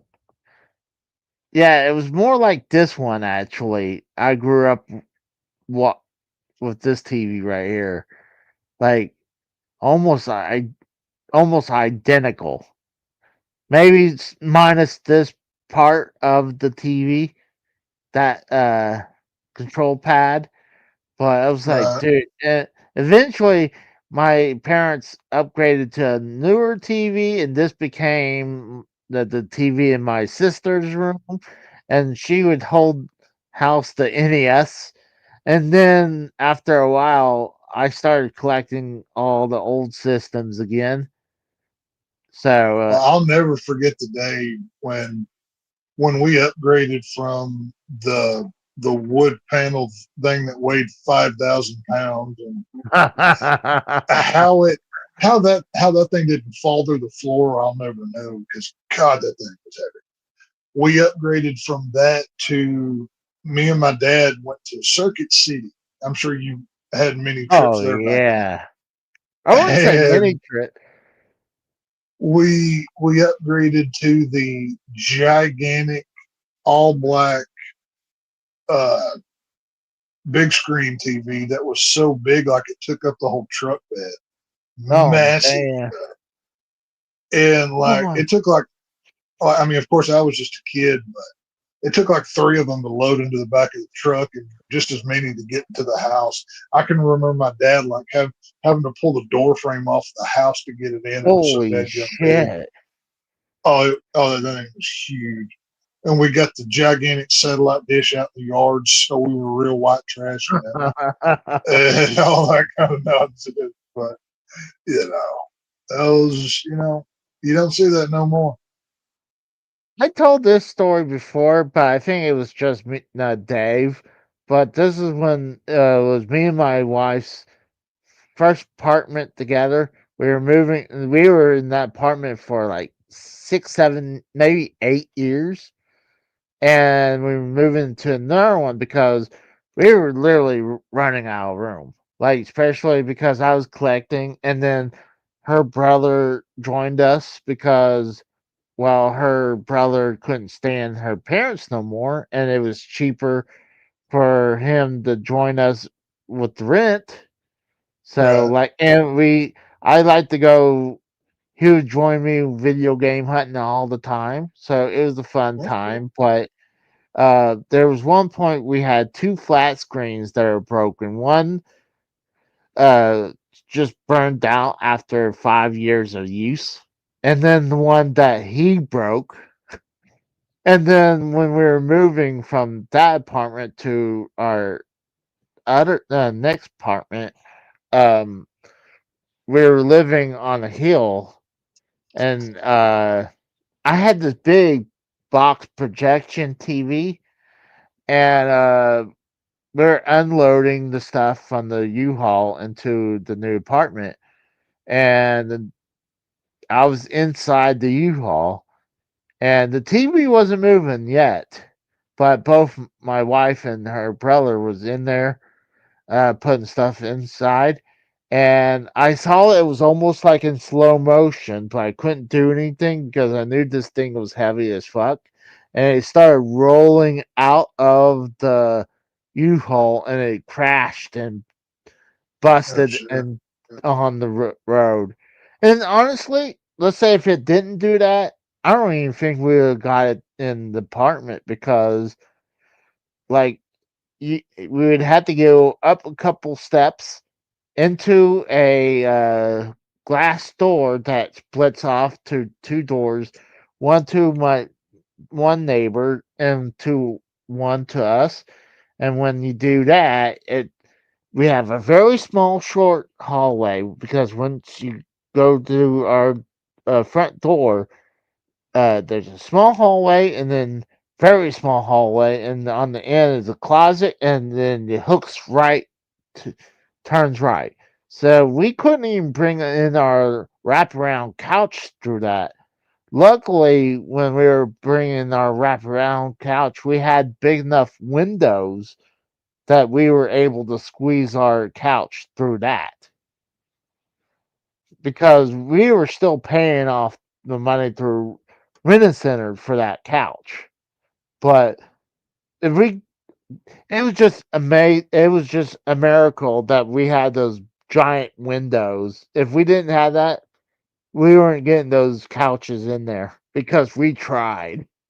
But oh my god, that that was not a bad apartment, but I actually would. Yeah, the worst. After my first divorce, I was obviously I needed a place to live and whatever, and the only place I could get was this crappy single wide trailer, like it was built in like 1975 or something. This Mhm. place was terrible. The doors, like I was so tall, I had to like duck my head to walk in the door. Like this place was horrible. No furniture fit. It was worst place I've ever lived. Literally taking doors off to get stuff in. I completely understand. Like that stuff like that is awful. Oh yeah. I mean, that's right. Like, luckily, when I moved to this apartment, I was on the bottom floor. It's like great, like, and I'm not too far from the parking lot, so I was like, Oh God, yeah, it no. I I hate stairs. I would never live in it. Like I won't even get a hotel room that's upstairs. Like no, thank you. Like I'm not doing that. No thanks.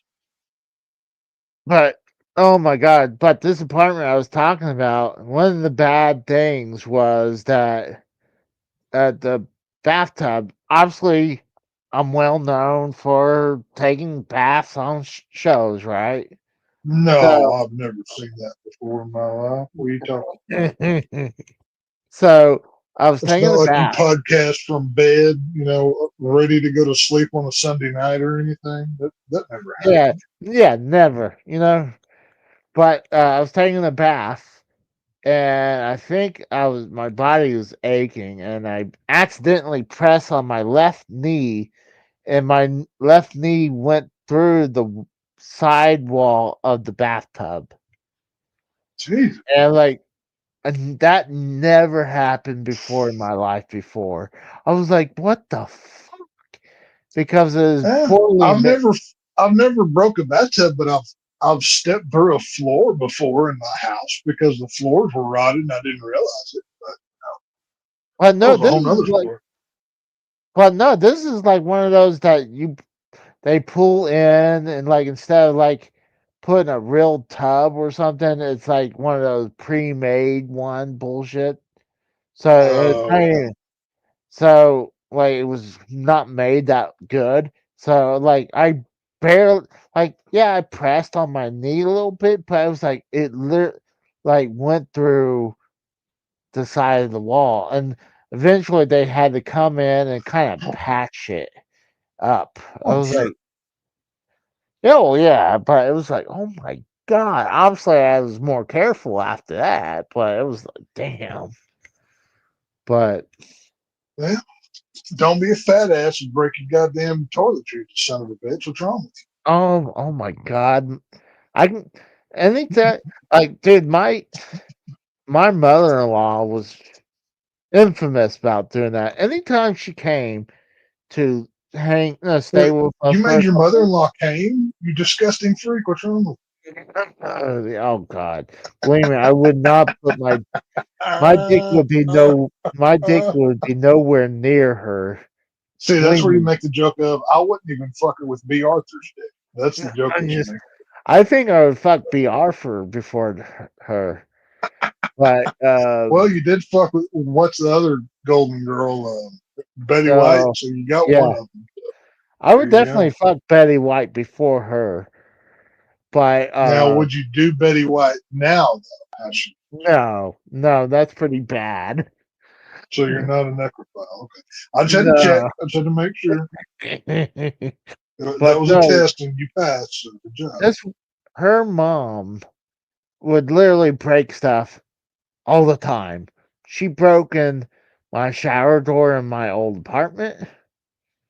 She broke in a couple toilet seats. I was like, oh my God. Like, and when she would come stay with us, um, she would go to our brand new wraparound couch that, like I said, that we got from a rental center. And she wouldn't just sit slowly, she would just collapse on the couch. Flop down on it. Yeah, just flop right down. I was like, you know what? I told her that, like, I told my wife, I was like, she's not sleeping on the couch. I'd rather her take my side of the bed than her wrecking our new couch, you know? Right. So I was like, because I don't want our couch to be fucked up because she just keeps flopping on there. Like, yeah, she had medical issues. I think she had bad knees, but I was like, she would just like collapse. And that would be Wow. the perfect word because flopping and what she does is collapsing onto the couch with all her weight.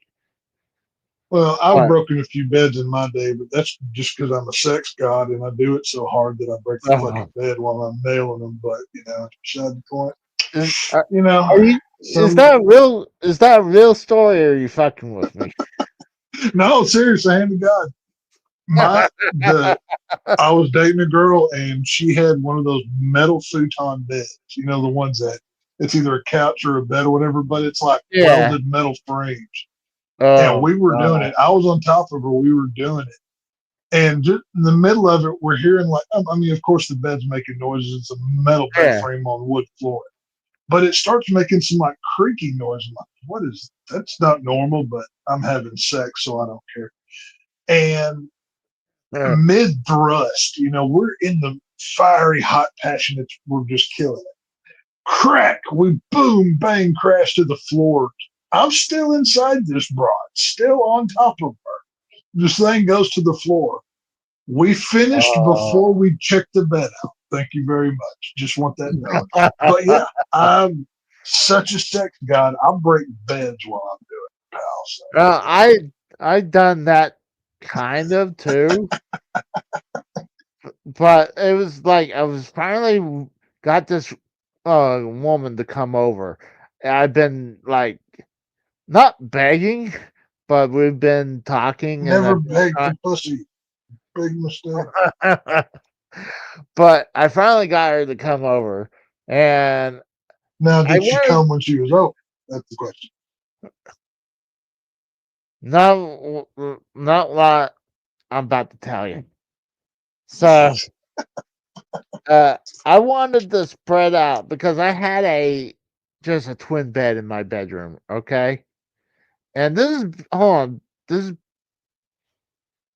is before I got married, I believe. Yeah, this is before I got married. I wasn't sure if this is after, but I think this was before I got married.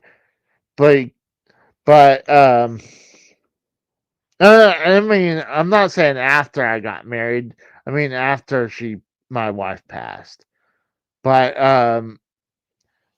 so when yeah, because my dad was still alive. So I was like, oh my gosh. So I wanted to spread out, and because I had a small twin bed in my bedroom, and I didn't want to use my bed. So I was like, it wasn't a sick thought of like, I want to use my parents' bed because them. It's because I wanted a bigger bed to work with. And when we started fooling around on that bed, the mattress went right through, and the box spring right went through the frame of the bed. And when that happens, you kind of like you're not turned on no more. You're kind of like done. Like you're more No, you worried gotta about. roll with it, dude. You just, shit happens. You just gotta roll with it. I was more worried like, oh fuck, I just broken my parents' bed while trying to have sex, and I was like, luckily I was able to prop everything back up into place. Odds are it's But probably broke, pre you fucking it up. but I was You like, were just oh my, you I were was the proverbial last straw that broke that camel's back. pretty much. So it was like after that, like yeah, I never went back to try that again with that bed. I was like, at least mine I knew was more stable than that one. But I was like, yeah, I mean, I think that was the worst sexual experience I ever had in my life, right there, because it's kind Eh, of like a turn off when uh you go through a bed frame. I put a chick's head in the wall once. That was kind of fun. I think that would have been different, but actually, I did try to continue after that, but I I couldn't get hard after that.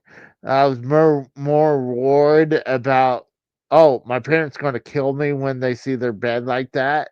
So I was like, uh, I had to no, just say I don't think we're going to finish today, so I gotta fix this bed.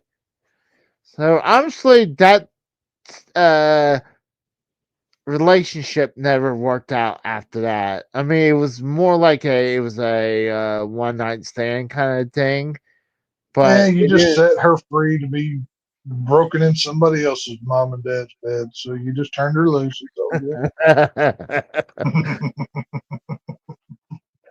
Isn't it? And all these stories I'm telling you are for real. I'm not making these bullshit up. This is Oh, like me anytime neither. you said. Yeah, no, hand to God. That's why, like, anytime you said something like that, it's like, oh my god, it reminds me of that story.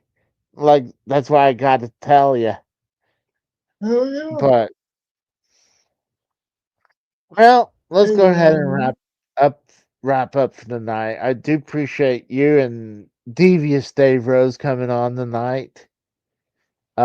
yeah, he had to do his famous goodbye like he likes to do. So. Yeah, we were.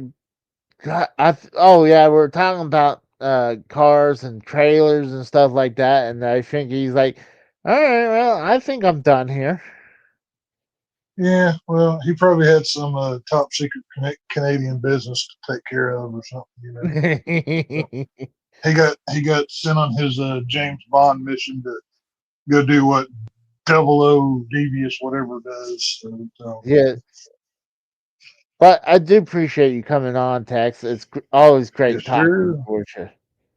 Just And don't bullshit me. Just get to your video and thanking your fucking self, you asshole. We all know what you're going to do. and well, before I do that, I do wish you good luck in your future ventures. So, Are you future endeavoring me from your fucking show, Casey? That's what you're no, doing? just saying the next. I don't know when's the next time I see you, so I figure Well, wish it's like I said, you. I will be doing regular movie reviews through October because obviously it's the horror month and I'm not If, it's if you actually wish kind of it's actually your kind of Christmas fitting season. that that's my swan song from regular Yeah. podcasting. But as far as Saturdays go, I never do. I can't even plan tomorrow. I don't know what's going to happen. Yeah. I don't know. That's what You I know. mean. I would throw a link at you and Oh yeah, that you feel free to send it if I'm free. If not, it is what it is.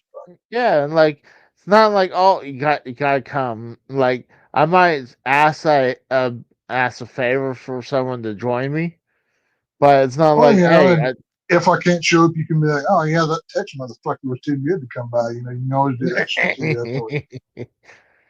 It's but fun. no, but like I said, I hope your future endeavors go Can't believe well I'm for getting you. featured endeavored by Casey Israel. Oh my God. Well, I mean, we are Casey is Raw LLC. I mean, Is this because I wouldn't let you shit on the head like your hero Vince McMahon? Is this why you're featuring endeavoring me? Is this what you're doing? oh yeah, like I Oh, mean, if you okay. don't let me do that, I'm just gonna have to get rid of you. I mean, Darn me and my pride. look at when they screaming out like yes means no means yes. Like how they could get away with that? Like they're saying they're screaming that out during sex in the office. Like how's like you figure maybe someone in the office would say maybe they're too scared It's to say called something. money and control and shitty people. That's what that is. Yeah. It'd be interesting to see what happens with that, but Can't believe let's future fucking endeavor. uh, you go do your deal. Hopefully I'll talk to you soon. Yeah, it's not like you don't know how to get a hold of me or anything. It's like it's not like you don't have direct links of Yeah, conversation or anything. So. that's true. Well, Either way, end your show, thank yourself, pat yourself on the back, and go eat your McDonald's. Do your thing. no, I don't have McDonald's. I mean, actually, Oh, excuse me. Your Quick Trip subs, is that your new thing that you're doing now?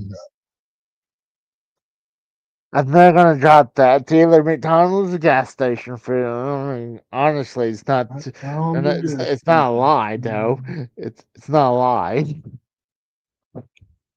Hey, you know what? At least you're consistent. I'll give you that much credit. So. I'll talk to you later, Tex. You have a good night. And all right.